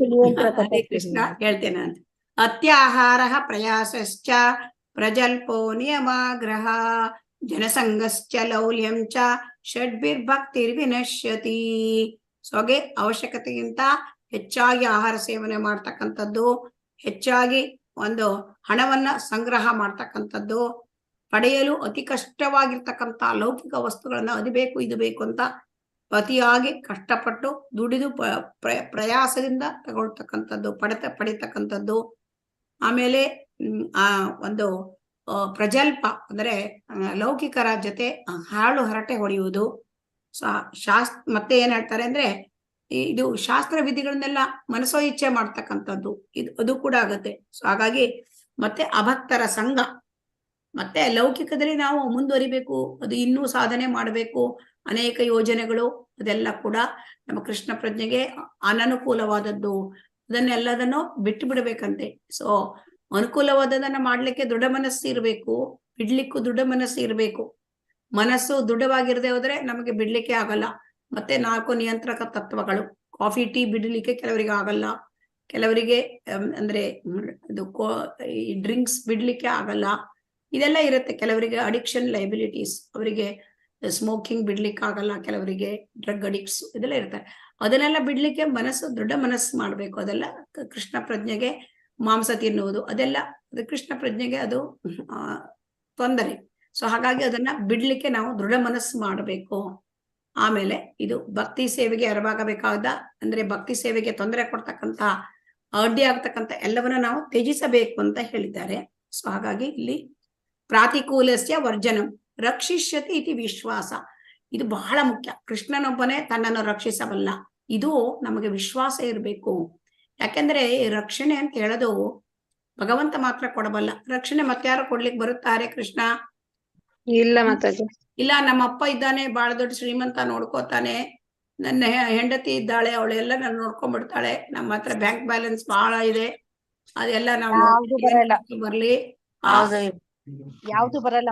ಯಾವ ರೋಗ ಬಂದ್ರೆ ಏನ್ ತೊಂದ್ರೆ ಇಲ್ಲ, ದೊಡ್ಡ ಆಸ್ಪತ್ರೆಗೆ ಹೋಗ್ಬಿಡ್ತೇವೆ, ಎಲ್ಲ ಡಾಕ್ಟರ್ಸ್ ಹೈಫೈ ತುಂಬಾ ಸೂಪರ್ ಸ್ಪೆಷಾಲಿಟಿ ಹಾಸ್ಪಿಟ್ಲ್ ಎಲ್ಲ ಹೋಗಿ ನಮ್ಮ ಹತ್ರ ಇನ್ಶೂರೆನ್ಸ್ ರಾಶಿ ಬಹಳ ಇದೆ, ಏನು ಕೋಟಿಗಟ್ಲೆ ಇನ್ಶೂರೆನ್ಸ್ ಮಾಡಿಟ್ಟಿದ್ದೇವೆ, ಹೆಲ್ತ್ ಇನ್ಶೂರೆನ್ಸ್, ಏನು ತೊಂದರೆ ಇಲ್ಲ. ಆಗತ್ತಾ ರಕ್ಷಣೆ? ಇಲ್ಲ ಮಾತಾಜಿ. ಅದೇ ರಕ್ಷಣೆ ಮಾಡುವ ಕೃಷ್ಣ ಅಂತೆ, ಬೇರೆ ರಕ್ಷಣೆ ದೇವರ ಅನುಗ್ರಹ ಇರ್ಬೇಕು. ಭಗವಂತ ಹರೇ ಕೃಷ್ಣ. ರಕ್ಷಣೆ ಮಾಡುವ ಕೃಷ್ಣ ಒಂದೇ. ಯಾರ ತಂದೆ ರಕ್ಷಣೆ ಮಾಡಕ್ಕಾಗಲ್ಲ, ಗಂಡ ರಕ್ಷಣೆ ಮಾಡಕ್ಕಾಗಲ್ಲ, ಮಕ್ಕಳ ರಕ್ಷಣೆ ಮಾಡಕ್ಕಾಗಲ್ಲ, ಮಕ್ಕಳ ತಾಯಿ ರಕ್ಷಣೆ ಮಾಡಕ್, ಆದ್ರೆ ನಾವು ರಕ್ಷಣೆ ನಮ್ಮ ಮಾಡಬೇಕು. ಆದರೆ ಅಲ್ಟಿಮೇಟ್ಲಿ ಬರ್ತಕ್ಕಂಥದ್ದು ರಕ್ಷಣೆ ಕೃಷ್ಣನಿಂದ. ರಾಕೆ ಕೃಷ್ಣ ಮಾರೇ ಕೃಷ್ಣ ರಾಕೆ ಕೊಂಡ್. ಭಗವಂತ ಇಟ್ರೆ ನಾವಿದ್ದೇವೆ, ಭಗವಂತ ರಕ್ಷಣೆ ಕೊಟ್ರೆ ನಾವಿದ್ದೇವೆ. ಭಗವಂತನ ರಕ್ಷಣೆ ಇಲ್ಲದ್ರೆ ನಾವೇನು ಇರ್ಲಿಕ್ಕೆ ಸಾಧ್ಯ ಇಲ್ಲ. ಹುಲ್ಲು ಕಡ್ಡಿ ಸುತ್ತ ಅಲುಗಾಡುವುದಿಲ್ಲ. ತೇನ ವಿನ ತೃಣಮಪಿನ ವಿಚಲತಿ. ಭಗವಂತನ ಇಚ್ಛೆಯಲ್ಲಿದ್ರೆ ಏನೂ ಆಗಲ್ಲ. ಭಗವಂತ ರಕ್ಷಣೆ ಕೊಡಬೇಕು ಅಂದ್ರೆ ನಮಗೆ ಎಂತ ಅಪಾಯ ಬಂದ್ರು, ಎಂತಹ ಕಷ್ಟ ಬಂದ್ರು ಅದನ್ನ ನಮ್ಮನ್ನ ಅದರಿಂದ ಪಾರು ಮಾಡತಕ್ಕಂತ ಭಗವಂತ ಒಬ್ಬನೇ. ಯಾಕೆಂದ್ರೆ ಇದು ದುಃಖಾಲಯ ಅಶಾಶ್ವತ. ನಾವು ಇರ್ತಕ್ಕಂಥದ್ದು ದುಃಖಾಲಯ, ಅದು ದುಃಖಗಳ ಆಗರ. ಈ ಲೌಕಿಕ ಪ್ರಪಂಚ ಅಂತ ಭಗವಂತನೇ ಡಿಕ್ಲೇರ್ ಮಾಡಿದ್ದಾನೆ. ಈ ದುಃಖಗಳ ಮಧ್ಯೆ ನಾವಿದ್ದೇವೆ, ನಮ್ಮನ್ನು ರಕ್ಷಿಸ್ತಕ್ಕಂಥನು ಭಗವಂತ ಒಬ್ಬನೇ. ಸೊ ಹಾಗಾಗಿ ಭಗವಂತ ತನ್ನನ್ನು ರಕ್ಷಿಸಬಲ್ಲ ಎಂಬ ವಿಶ್ವಾಸ ಇರಬೇಕು. ಈ ವಿಶ್ವಾಸ ಇಲ್ಲದೆ ನಮ್ಗೆ ಶರಣಾಗತಿ ಮಾಡಕ್ಕಾಗಲ್ಲ. ಸೊ ರಕ್ಷಣೆ ಭಗವಂತ ಕೊಡ್ತಾನೆ ಅಂತ ಬಲವಾದ ನಂಬಿಕೆ. ಅಂದ್ರೆ ನಮಗೆ ಬಲವಾದ ನಂಬಿಕೆ ಇರೋದಿಲ್ಲ. ಮೇಲಿನ ಮೇಲೆ ನಮ್ಮ ಹತ್ರ ದುಡ್ಡಿದೆ, ನಮ್ಮ ಹತ್ರ ಜನಬಲ ಇದೆ, ನಮಗ್ ಫ್ರೆಂಡ್ ಸರ್ಕಲ್ ತುಂಬಾ ಇದೆ, ಎಲ್ಲಾರು ಗೊತ್ತಿದ್ದಾರೆ, ಎಲ್ಲ ಏನಾದ್ರು ಆದ್ರೆ ಓಡಿ ಬರ್ತಾರೆ. ಏನು ಮಾಡಕ್ಕಿಲ್ಲ. ಏನು ಮಾಡಕ್ ಸಾಧ್ಯ ಇಲ್ಲ. ರಾಕೆ ಕೃಷ್ಣ ಮಾರೆ ಹಾಕೊಂಡ್ ಮಾರೆ ಕೃಷ್ಣ ರಾಕೆ ಹಾಕೊಂಡ್ ಸಾಧ್ಯವೇ ಇಲ್ಲ. ಹಾಗಾಗಿ ಹರೇ ಕೃಷ್ಣ. ಹಾಗಾಗಿ ಇದು ರಕ್ಷಿಷ್ಯತಿ ಇತಿ ವಿಶ್ವಾಸೋ ಗೋಪ್ತೃತ್ವೇ ವರ್ಣಂ ತಥಾ. ಗೋಪ್ತೃತ್ವೇ ವರ್ಣಂ ತಥಾ ಅಂದ್ರೆ ಎಲ್ಲ ಕಾಲದಲ್ಲಿ ಕೃಷ್ಣನೇ ನನ್ನ ಪಾಲಕ. ನಮಗೆ ಪಾಲಕರು ಬೇರೆ ಯಾರು ಇಲ್ಲ. ಪಾಲನೆ ಮಾಡ್ತಕ್ಕಂಥ ಕೃಷ್ಣನೊಬ್ಬನೇ ನಮಗೆ. ನೋಡಿ, ಎನಿ ಟೈಮ್ ನಮಗೆ ಈಗ ಎಲ್ಲಾ ಟೈಮಲ್ಲೂ ಟೈಮ್ ಟು ಟೈಮ್ ನೀರು, ಗಾಳಿ, ಮಳೆ, ಬೆಳಕು, ದವಸ ಧಾನ್ಯ ಎಲ್ಲ ಕೊಟ್ಟು ನಮ್ಮನ್ನು ಸಾಕಿ ಸಲುವ ಭಗವಂತ, ಬೇರೆ ಯಾರೂ ಅಲ್ಲ. ಸೊ ಹಾಗಾಗಿ ಭಗವಂತನೇ ನಮ್ಮನ್ನು ನೋಡ್ಕೊಳ್ತಾನೆ ಹೊರತು ಬೇರೆ ಯಾರು ನಮಗೆ ಪಾಲನೆ ಮಾಡೋದಿಲ್ಲ. ಹಾಗಾಗಿ ಸದಾ ಗೋಪ್ತೃತ್ವ ವರ್ಣಂ ತಥಾ, ಭಗವಂತ ನನ್ನನ್ನು ಪಾಲಿಸ್ತಾನೆ, ಭಗವಂತ ನನ್ನನ್ನು ಇಟ್ಟಿದ್ದಾನೆ. ಸೊ ಹಾಗಾಗಿ ಇಲ್ಲಿ ಜನ ಏನ್ ತಿಳ್ಕೊತಾರೆ, ಕೆಲವರು ಏನ್ ಹೇಳ್ತಾರಂತೆ, ಇಲ್ಲಿ ಏನ್ ಪಡೆದಿದ್ದಾರೆ ಪ್ರಭುಪಾದರು, ಕೆಲವರು ದೇವತೆಗಳ ರಕ್ಷಣೆ ಬಯಸ್ತಾರೆ. ಆದರೆ ಕೃಷ್ಣ ಭಕ್ತ ರಕ್ಷಣೆಗಾಗಿ ಯಾವ ದೇವತೆಯನ್ನು ನೋಡುವುದಿಲ್ಲ. ಅವನು ಎಂತಹ ಕಷ್ಟ ಬರಲಿ ಕೃಷ್ಣ ತನ್ನನ್ನು ರಕ್ಷಿಸುತ್ತಾನೆ ಎಂಬ ನಂಬಿಕೆ ಅವನಿಗಿರುತ್ತೆ. ಆಮೇಲೆ 5ನೇದಾಗಿ ಏನಂತ ಹೇಳ್ತಾರೆ ಅಂತಂದ್ರೆ ಆತ್ಮನಿಕ್ಷೇಪ. ಆತ್ಮನಿಕ್ಷೇಪ 5ನೇದು ಅಂದ್ರೆ ಆತ್ಮನಿಕ್ಷೇಪ ಅಂತಂದ್ರೆ ಯಾವ ಅಪೇಕ್ಷೆ ಸ್ವತಂತ್ರವಲ್ಲ. ನಮಗೆ ಯಾವ ಅಪೇಕ್ಷೆಯೂ ಕೂಡ ಸ್ವತಂತ್ರವಾಗಿ ಇರಬಾರ್ದಂತೆ. ಇದು ಆತ್ಮನಿಕ್ಷೇಪ ಅಂದ್ರೆ ಕೃಷ್ಣ ಏನು ಕೊಡ್ತಾನೆ ಅದು ನಮಗ್ ಸಿಗ್ತದೆ ಅಷ್ಟೇ. ನನ್ನ ಕೃಷ್ಣನು ಈಡೇರಿಸಿದಲ್ಲದೆ ತನ್ನ ಅಪೇಕ್ಷೆಗಳು ನೆರವೇರುವುದಿಲ್ಲ. ಈಗ ನನಗೊಂದು ಅಪೇಕ್ಷೆ ಇದೆ, ನಾನು ದುಡ್ಡು ಕೊಟ್ಟು ಕೊಂಡ್ಕೊಂಡ್ಬಿಡ್ತೇನೆ, ಅದಲ್ಲಂತೆ, ಅದು ಆಗೋದಿಲ್ಲಂತೆ. ಕೃಷ್ಣ ನೆರವೇರಿಸಿಕೊಟ್ರೆ ಮಾತ್ರ ಆಗ್ತದೆ ಈ ಪ್ರಜ್ಞೆ. ಅದೇ ಆತ್ಮನಿಕ್ಷೇಪ. ಕೊನೆಯದಾಗಿ ಭಕ್ತನು ತನ್ನನ್ನು ಪತಿತಾತ್ಮರಲ್ಲಿ ಅತ್ಯಂತ ಹೀನಾಯ ಅಂದ್ರೆ ಅದು ಕಾರ್ಪಣ್ಯ. ನಾನು ತುಂಬಾ ಹೀನ, ನಾನು ತುಂಬಾ ಪತಿತಾತ್ಮ. ಇದನ್ನು ತುಂಬಾ ಎಲ್ಲರೂ ಹೇಳಿದ್ದಾರೆ. ಅಂದ್ರೆ ಎಲ್ಲ ಹಿರಿಯ ಆಚಾರ್ಯರುಗಳು ಅವರೆಲ್ಲ ಹೇಳಿದ್ದಾರೆ. ಪತಿತಾತ್ಮ ಅಂತ ಹೇಳ್ತಾರೆ. ಈ ನಮ್ಮ ಇದು ಶೀಲಾ ಇವರು ಯಾರು ಅಂತಂದ್ರೆ ಕವಿರಾಜ ಕೃಷ್ಣರಾಜ ಗೋಸ್ವಾಮಿ ಹೇಳ್ತಾರೆ, ನಾನು ಒಂದು ಮಲದಲ್ಲಿ ಬಿದ್ದಿರೋ ಹುಳಕ್ಕಿಂತನೂ ನಾನು ನಾನು ಪತಿತಾತ್ಮ. ಅವರು ಪತಿತಾತ್ಮರಲ್ಲ, ಅವರು ನಮಗೆ ಚೈತನ್ಯ ಚರಿತಾಮೃತ ಬರೆದಿದ್ದಾರೆ. ಸೊ ಅವರು ಪತಿತಾತ್ಮ, ಆದ್ರೆ ಅವರ ಭಾವನೆ ಆ ರೀತಿ ಇದೆ. ನಾನು ಹೀನಾಯ ಪತಿತಾತ್ಮ ಅಂತ ಭಾವನೆ ಆ ತರ ಇದೆ. ಭಕ್ತಿ ವಿನೋದ ಠಾಕೂರರು ಹೇಳ್ತಾರೆ ನಾನು ಪತಿತಾತ್ಮ. ಅವರೆಲ್ಲ ಪತಿತಾತ್ಮ, ಅವರ ಆಚಾರ್ಯರು, ಅವರು ಪರಂಪರೆಯಲ್ಲಿ ಬಂದಿರೋರು. ಆದ್ರೆ ಅವರನ್ನು ನೋಡಿ ನಾವು ತಿಳ್ಕೊಳ್ಬೇಕು, ನಾವು ಪತಿತಾತ್ಮರು, ನಾವು ತುಂಬಾ ಹೀನಾಯ ಪರಿಸ್ಥಿತಿಯಲ್ಲಿ ಇದ್ದೇವೆ. ಹಾಗಾಗಿ ನಾವೇನ್ ಮಾಡ್ಬೇಕು, ನಮ್ಮನ್ನ ಕೃಷ್ಣನ ರಕ್ಷಣೆಗೆ ಒಳಪಡಿಸ್ಕೊಳ್ಬೇಕು. ಕೃಷ್ಣ ನಾನು ಪತಿತಾತ್ಮ. ಹಾಗಾಗಿ ಇಲ್ಲಿ ಶರಣಾಗತಿ ಅಂತಂದ್ರೆ ಏನ್ ಹೇಳ್ತಾರೆ ಅಂತಂದ್ರೆ, ಶರಣಾಗತರಾದವರು ವೃಂದಾವನ, ಮಥುರಾ, ದ್ವಾರಕ, ಮಾಯಾಪುರ ಇಂಥ ಪವಿತ್ರ ಸ್ಥಳಗಳಲ್ಲಿ ಆಶ್ರಯ ಪಡೆದಿರ್ಬೇಕಂತೆ. ಅಂದ್ರೆ ಯಾರಿಗೆ ಸಾಧ್ಯ ಆಗುತ್ತೋ ಅವರು ಆದಷ್ಟು, ಅದು ಎಲ್ಲ ಪವಿತ್ರ ಸ್ಥಳಗಳು. ಮಥುರಾ ಇವೆಲ್ಲ ಲೀಲಾ ಸ್ಥಳಗಳು. ಮಥುರಾ, ವೃಂದಾವನ, ದ್ವಾರಕ, ಮಾಯಾಪುರ ಇವೆಲ್ಲ ಲೀಲಾ ಸ್ಥಳಗಳು, ಭಗವಂತನ ಲೀಲಾ ಸ್ಥಳಗಳು, ಪವಿತ್ರ ಸ್ಥಳಗಳು. ಅಲ್ಲೇ ಅದೊಂದೇ ಅಲ್ಲ, ನಾವೇನ್ ಹೇಳ್ಬೇಕಂತೆ, ಕೃಷ್ಣ ಇಂದಿನಿಂದ ನಾನು ನಿನಗೆ ಸೇರಿದನು. ಕೃಷ್ಣ ಇಷ್ಟು ವರ್ಷ ನಾನು ನಿನಗೆ ಎಷ್ಟೋ ಜನ್ಮ, ಕೋಟಿ ಕೋಟಿ ಜನ್ಮದಲ್ಲಿ ನಾನು ನಿನ್ನ ಮರ್ತು ಬಿಟ್ಟೆ, ಇಂದಿನಿಂದ ನಾನು ನಿನಗೆ ಸೇರಿದವನು. Krishna I belong to you. ನಿನಗೆ ಸರಿ ಬಂದು ತೋರಿಸಿದ್ರೆ ನನ್ನನ್ನು ರಕ್ಷಿಸು, ಇಲ್ಲ ಅಂದ್ರೆ ಕೊಲ್ಲು. ಎಲ್ಲವೂ ನಿನ್ನ ಇಷ್ಟಕ್ಕೆ ಬಿಟ್ಟಿದ್ದು. ಏನೋ ನನಗೆ ರಕ್ಷಣೆ ಮಾಡದಿದ್ರೆ ಮಾಡು, ಇಲ್ಲ ನಿನಗೆ ರಕ್ಷಣೆ ಮಾಡೋದಿಲ್ಲ ಅಂದ್ರೆ ನನ್ನ ಕೊಲ್ಲು. ಆದ್ರೆ ನಿನ್ನ ಇಷ್ಟಕ್ಕೆ ಸಲ್ಪಿದ್ದು, ಅಂದ್ರೆ ನನ್ನ ಇಚ್ಛೆ ಬೇರೆ ಯಾವುದೂ ಇಲ್ಲ. ಇದು ತುಂಬಾ ದೊಡ್ಡ ಶರಣಾಗತಿ ವಿಚಾರ. ಈ ವಿಚಾರ ಬರಬೇಕು ಅಂತಂದ್ರೆ ಆಗ ಮಾತ್ರ ಪ್ರಭುವಿಗೆ ಶರಣಾಗ್ಬೋದಂತೆ. ಹೀಗೆ ಹೇಳ್ತಾ ಪ್ರಭುವಿಗೆ ಶರಣಾಗಬೇಕು. ಅಂದ್ರೆ ಇವತ್ತಿನಿಂದ ನನ್ನ ಸ್ವಂತ ಇಚ್ಛೆ ಅಂತ ಏನೂ ಇಲ್ಲ, ನಿನ್ನಿಚ್ಛೆಯೇ ನನ್ನಿಚ್ಛೆ.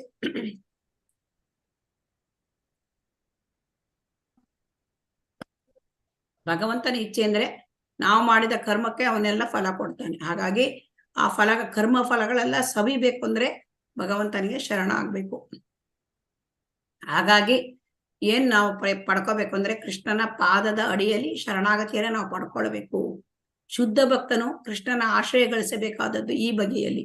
ಹಾಗಾಗಿ ಕೃಷ್ಣನ ಆಶ್ರಯ ತಗೋಬೇಕು, ಕೃಷ್ಣನ ಪಾದಗಳ ಆಶ್ರಯ ತಗೋಬೇಕು. ಕೃಷ್ಣನ ಪಾದಗಳ ಆಶ್ರಯ ತಗೋಬೇಕು. ಅದಕ್ಕಿಂತ ಮುಂಚೆ ಗುರುವಿನ ಪಾದಾಶ್ರಯ ತಗೋಬೇಕು. ಕೃಷ್ಣ ಎಷ್ಟು ಕರುಣಾಶಾಲಿ ಅಂದ್ರೆ ಭಕ್ತರನ್ನು ತನ್ನ ತೆಕ್ಕೆಯಲ್ಲಿ ಸೇರಿಸಿ ಸ್ವೀಕರಿಸಿ ರಕ್ಷಣೆಯನ್ನು ಕೊಡ್ತಾನೆ. ಯಾರು ಬೇಕಾದ್ರೂ ಬರ್ಬೋದು ಕೃಷ್ಣ ಹತ್ರ, ಎಲ್ಲರಿಗೂ ರಕ್ಷಣೆ ಕೊಡ್ತಾನೆ ಅವನು. ಸೊ ಹಾಗಾಗಿ ಇಲ್ಲಿ ಭಾಗವತದಲ್ಲಿ 11ನೇ ಸ್ಕಂದ 29ರಲ್ಲಿ ಏನ್ ಹೇಳಿದಾರೆ ನೋಡೋಣ.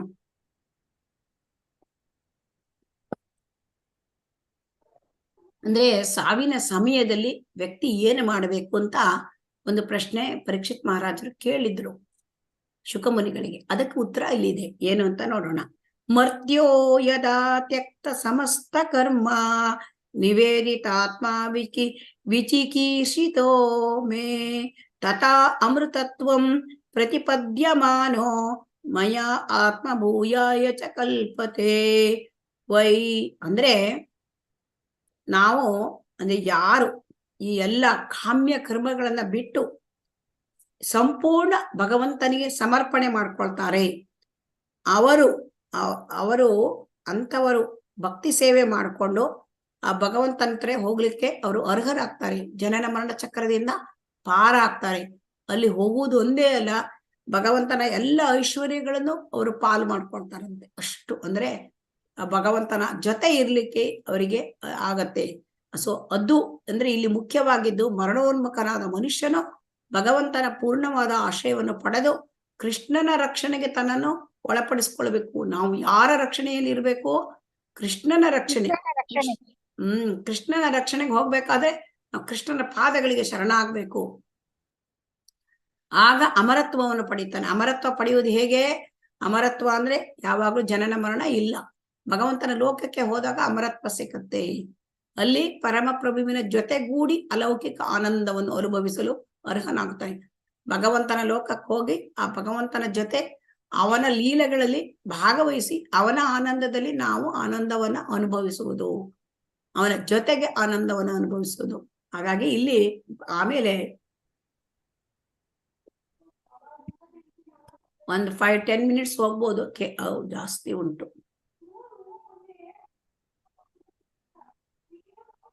ಆಯ್ತಾ? ಇವತ್ತಿಷ್ಟು ಆಗೋದಿಲ್ಲ, ಕವರ್ ಆಗೋದಿಲ್ಲ, ದೊಡ್ಡ ಇದು ಇದೆ. ಈಗ ಇದನ್ನ ನಾವು ಸ್ವಲ್ಪ ಮಾಡ್ತೇನೆ, ಮತ್ತೆ ನಾಳೆ ಮುಂದುವರ್ಸೋಣ. ಇದು ತುಂಬಾ ಇದೆ. ಹರೇ ಕೃಷ್ಣ. ತುಂಬಾ ಫಾಸ್ಟ್ ಮಾಡ್ಕೊಂಡು ಹೋದ್ರೆ ಮುಗೀತದೆ, ಫಾಸ್ಟ್ ಮಾಡಿದ್ರೆ ಆಗುತ್ತಾ? ಹರೇ ಕೃಷ್ಣ. ನಿಧಾನ ಮಾಡಿ. ಹಾ, ಯಾಕೆಂತಂದ್ರೆ ಫಾಸ್ಟ್ ಮಾಡಿದ್ರೆ ಅರ್ಥ ಆಗಲ್ಲ, ಎಲ್ಲ ಮೇಲಿನ ಮೇಲೆ ಆಗ್ಬಿಡುತ್ತೆ. ಸೊ ಚೈತನ್ಯ ಮಹಾಪ್ರಭುಗಳು ಆಮೇಲೆ ಸನಾತನ ಗೋಸ್ವಾಮಿಗೆ ಏನ್ ಹೇಳ್ತಾರೆ ಅಂದ್ರೆ ಕಾರ್ಯಶೀಲ ಭಕ್ತಿ ಸೇವೆ ಅಂತ ಹೇಳ್ತಾರೆ. ಕಾರ್ಯಶೀಲ ಭಕ್ತಿ ಸೇವೆ ಅಂದ್ರೆ ಈಗ ನಾವು ಅಂದ್ರೆ ಡಿವೋಷನಲ್ ಸರ್ವಿಸೇ ನಾವು ಮಾಡ್ತಕ್ಕಂಥದ್ದು. ಹೇಗೆ ಕೇಳಿದ್ರೆ, ನಮಗೆ ಈಗಿರುವ ಇಂದ್ರಿಯಗಳಿಂದ ಭಕ್ತಿ ಸೇವೆ ಮಾಡಿದರೆ ಅದು ಕಾರ್ಯಶೀಲ ಭಕ್ತಿ ಸೇವೆ. ಈಗ ನಮಗೆ ಈಗಿರ್ತಕ್ಕಂಥ ಇಂದ್ರಿಯ ಅಂದ್ರೆ ಯಾವುದು? ನಮಗೆ ಈಗಿರ್ತಕ್ಕಂಥ ಇಂದ್ರಿಯ ಅಂದ್ರೆ ಅದು ಕಲುಷಿತ ಇಂದ್ರಿಯ, ಅದು ಪರಿಪೂರ್ಣ ಶುದ್ಧವಾದ ಇಂದ್ರಿಯ ಅಲ್ಲ. ಅದಕ್ಕೆ ಕಾರ್ಯಶೀಲ ಭಕ್ತಿ ಸೇವೆ ಅಂತ ಹೇಳ್ತಾರಂತೆ. ಸೊ ಹಾಗಾಗಿ ಇಲ್ಲಿ ಭಕ್ತಿ ಸೇವೆ ಹೇಳೋದು ಅದು ಜೀವಿಯ ಶಾಶ್ವತ ಬದುಕು. ಶಾಶ್ವತ ಬದುಕು ಅಂದ್ರೆ ಎಟರ್ನಲ್ ಲೈಫ್. ಎಟರ್ನಲ್ ಲೈಫ್ ಅಂದ್ರೆ ಭಗವಂತನ ಧಾಮದಲ್ಲಿ ಇರ್ತಕ್ಕಂಥ ಜೀವನ. ಆ ಭಗವಂತನ ಧಾಮದಲ್ಲಿ ಏನಿದೆ ಅಲ್ಲಿ ಭಕ್ತಿ ಸೇವೆಯೇ ಇರ್ತದೆ. ಅದೇ ಸೇವೆ, ಮತ್ತೆ ಆ ಬೇರೆ ಕೆಲಸ ಇಲ್ಲ, ಅದೇ ಕೆಲಸ. ಸೊ ಹಾಗಾಗಿ ಈ ಭಕ್ತಿ ಸೇವೆ ಹೇಳೋದು ಪ್ರತಿಯೊಬ್ಬನ ಹೃದಯದಲ್ಲೂ ಸುಪ್ತವಾಗಿರುತ್ತೆ. ಕೃಷ್ಣ ಪ್ರಜ್ಞೆ ಹೇಳೋದು ಯಾವಾಗಲೂ ಒಂದೊಮ್ಮೆ ಡಾರ್ಮೆಂಟ್ ಸ್ಟೇಜ್ ಅಲ್ಲಿ ಇರುತ್ತೆ. ಸುಪ್ತ ಅಂದ್ರೆ ಚೇತನವಾಗಿರೋದಿಲ್ಲ, ಆಕ್ಟಿವ್ ಆಗಿರೋದಿಲ್ಲ. ಅದು ಡಾರ್ಮೆಂಟ್ ಅಂದ್ರೆ ಸುಪ್ತವಾಗಿರುತ್ತೆ, ಮಲ್ಕೊಂಡ ಸ್ಥಿತಿಯಲ್ಲಿ ಇರುತ್ತೆ, ಆಕ್ಟಿವ್ ಆಗಿರಲ್ಲ. ಸೊ ಅವಾಗ ಏನ್ ಮಾಡ್ಬೇಕು ಅಂತಂದ್ರೆ ಇಂತಹ ಸುಪ್ತ ಸ್ಥಿತಿಯಲ್ಲಿದ್ದ ಈ ಭಕ್ತಿ ಸೇವೆಯನ್ನ ನಾವು ಎಚ್ಚರಗೊಳಿಸ್ಬೇಕು, ಅದನ್ನ ನಾವು ಆಕ್ಟಿವ್ ಮಾಡಬೇಕು. ಅದೇ ಇದು ಭಕ್ತಿ ಸೇವೆ, ವ್ಯಾವಹಾರಿಕ ಭಕ್ತಿ ಸೇವೆ. ಸೊ ಅದಕ್ಕೆ ಇಲ್ಲಿ ಜೀವಿಯ ಸ್ವರೂಪ ಸ್ಥಿತಿ ಏನು? ಹರೇ ಕೃಷ್ಣ. ಜೀವಿಯ ಸ್ವರೂಪ ಸ್ಥಿತಿ ಏನು? ಹರೇ ಕೃಷ್ಣ. ಭಗವಂತನ ನಿತ್ಯ ಸೇವಕ ಮಾತಾಜಿ. ಹಾ, ಜೀವಿಯರ ಸ್ವರೂಪ ಹಾಯ್ ಕೃಷ್ಣೇರ ನಿತ್ಯದಾಸ. ಸ್ವರೂಪ ಸ್ಥಿತಿ ನಾನು ಭಗವಂತನ ವಿಭಿನ್ನಾಂಶ, ಆದರೆ ಭಗವಂತನ ನಿತ್ಯ ನಿರಂತರ ಸೇವಕ. ಅಂದ್ರೆ ಶಾಶ್ವತವಾಗಿ ಬೇರ್ಪಟ್ಟ ವಿಭಿನ್ನಾಂಶ ಮತ್ತು ನಿತ್ಯ ನಿರಂತರ ಸೇವಕ. ಸೊ ಇದನ್ನ ನಾವು ತಿಳ್ಕೋಬೇಕು. ಆವಾಗ ನಮಗೆ ಭಗವಂತನ ಸೇವೆ ಮಾಡ್ಲಿಕ್ಕೆ ಅರ್ಥ ಆಗತ್ತೆ. ಭಗವಂತ ಒಡೆಯ, ನಾನು ಸೇವಕ ಅಂತ ಹೇಳಿ. ಸೊ ಇಲ್ಲಿ ಅದಕ್ಕಾಗಿ ಇದನ್ನ ನಾವು ಮೊದಲು ನೋಡಿದ್ದೇವೆ. ಭಗವಂತನನ್ನ ಸೂರ್ಯ ಪ್ರಕಾಶಕ್ಕೆ ಹೋಲಿಸ್ತಾರೆ, ಸೂರ್ಯನಿಗೆ. ಮತ್ತೆ ಜೀವಿಗಳನ್ನ ಸೂರ್ಯನ ಕಿರಣಗಳಿಗೆ ಹೋಲಿಸ್ತಾರೆ. ಸೊ ಸಣ್ಣ ಸಣ್ಣ ಕಣಗಳು ಕಿರಣ. ಸೊ ಹಾಗಾಗಿ ನಮಗೆ ಸೂರ್ಯ ಮೂಲ, ಸೊ ಹಾಗಾಗಿ ಕೃಷ್ಣ ಮೂಲ. ಸೊ ಆದ್ದರಿಂದ ಆತನನ್ನ ನಾವು ಸೇವೆ ಮಾಡಬೇಕು, ಭಕ್ತಿ ಸೇವೆ ಮಾಡಬೇಕು. ಯಾಕೆಂದ್ರೆ ನಮ್ಮ ಮೂಲ ಕೃಷ್ಣ. ಹಾಗಾಗಿ ನಾವು ನೋಡಿ, ತಂದೆಯನ್ನ ನಾವು ಹೆಚ್ಚು ಆದರದಿಂದ ನಾವು ಭಕ್ತಿಯಿಂದ ತಂದೆಗೆ ನಾವು ಗೌರವ ಕೊಡ್ತೇವೆ. ತಂದೆ ತಾಯಿ ಸೇವೆ ಮಾಡಲ್ವಾ? ಹರೇ ಕೃಷ್ಣ. ಹೌದು ಮಾತಾಜಿ. ಹಾ, ಇಲ್ಲಿ ಭಗವಂತ ಪರಮ ತಂದೆ ನಮಗೆ. ಸೊ ಹಾಗಾಗಿ ನಾವು ಭಗವಂತನ ಭಕ್ತಿ ಸೇವೆ, ಅದಕ್ಕೆ ಯಾವ ಕಾರಣ ಇಲ್ಲ. ನಮ್ಗೆ ಅದು ಬೇಕು ಇದು ಬೇಕು ಅಂತ ಹೇಳೋದು ಭಕ್ತಿ ಸೇವೆ ಅಲ್ಲ. ಭಕ್ತಿ ಸೇವೆ ಶರಣಾಗತಿ ಅಂತಂದ್ರೆ ಅದು ಏನನ್ನು ನಾವು ಬೇಡುವುದಲ್ಲ. ಶರಣಾಗತಿ ಅಂತಂದ್ರೆ ಅದು ಅನುಗ್ರಹಕ್ಕಾಗಿ ಕಾಯುವುದು, ಕೃಷ್ಣನ ಕರುಣೆಗಾಗಿ ಕಾಯುವುದು. ನಮಗೆ ಅದು ಬೇಕು ಅಂತ ಬೇಡುವುದಲ್ಲ, ಅದೇ ಶರಣಾಗತಿ. ಆಯ್ತಾ? ಸೊ ಹಾಗಾಗಿ ಇಲ್ಲಿ ನಾವು ಏನಾಗುತ್ತೆ ಅಂದ್ರೆ ಕೃಷ್ಣ ಸೂರ್ಯ, ನಾವು ಸೂರ್ಯನ ಕಿರಣಗಳು, ಅಥವಾ ಕೃಷ್ಣ ಬೆಂಕಿ, ನಾವು ಬೆಂಕಿಯ ಕಿಡಿಗಳು. ಇಲ್ಲಿ ಏನಾಗುತ್ತೆ, ನಮ್ಮ ಬೆಂಕಿ ಕಿಡಿ ಅಂದ್ರೆ ಅದರಲ್ಲಿ ಹೆಚ್ಚು ಪವರ್ ಇರ್ತದೆಯಾ ಬೆಂಕಿ ಕಿಡಿಯಲ್ಲಿ? ಇಲ್ಲ ಮಾತಾಜಿ. ಅದೇನಾಗುತ್ತೆ, ಬೆಂಕಿ ಕಿಡಿ, ನಾವೀಗ ಈ ಮಾಯಾ ಪ್ರಪಂಚದಲ್ಲಿ ಇದ್ದೇವೆ, ಐಹಿಕ ಪ್ರಪಂಚದಲ್ಲಿ. ನಮಗೆ 3 ಗುಣಗಳಿಗೆ ನಮಗೇನಾಗಿದೆ, ಸಂಪರ್ಕ ಬಂದಿದೆ. ಅವಾಗ ಆ ಕಿಡಿ ನಂದಿ ಹೋಗ್ತದೆ ಅಂತೆ. ಆ ಕಿಡಿ ಏನಾಗುತ್ತೆ, ಬೆಂಕಿ ಕಿಡಿ ನಂದಿ ಹೋಗುತ್ತೆ. ನಂದಿ ಹೋಗಿದ್ದಾಗ ಏನಾಗುತ್ತೆ, ನಮಗೆ ಇಲ್ಲಿ ನಾವು ಮಾಯೆಯ ಅಡಿಗೆ ಪ್ರಭಾವದಲ್ಲಿ ಬಂದು ನಾವು ಮಾಯೆಯ ಸೇವೆ ಮಾಡ್ಲಿಕ್ಕೆ ನಿಂತು ಬಿಡ್ತೇವೆ, ಭಗವಂತನನ್ನ ಮರ್ತು ಬಿಡ್ತೇವೆ. ಸೊ ಅವಾಗ ಏನಾಗುತ್ತೆ, ನಮಗೆ ಭಗವಂತನ ಸೇವೆ ಮಾಡುದು ಮರ್ತೋಗಿರುತ್ತೆ, ಭಗವಂತನೇ ಮರ್ತು ಹೋಗ್ಬಿಡ್ತಾನೆ. ಅವಾಗ ನಾವು ಏನ್ ಮಾಡ್ಬೇಕು, ಭಗವಂತನ ನೆನಪೇ ಇರೋದಿಲ್ಲ, ಮಾಯೆಯ ಸೇವೆ ಮಾಡ್ತಾ ಇರುವಾಗ. ಅವಾಗ ನಮಗೆ ಈ ಭಗವಂತನ ಹತ್ರ ಮತ್ತೆ ಮರು ಸಂಬಂಧ ಸ್ಥಾಪಿಸಿಕೊಳ್ಬೇಕು ಅಂತಂದ್ರೆ ನಾವು ಸದ್ಗುರುವಿನ ಶರಣಾಗಬೇಕು. ಆ ಗುರುವು ನಮಗೆ ನಿರ್ದೇಶನ ಕೊಡ್ತಾನೆ, ಹೇಗೆ ಮಾಡಬೇಕು ಭಕ್ತಿ ಸೇವೆಯನ್ನ ಅಂತ.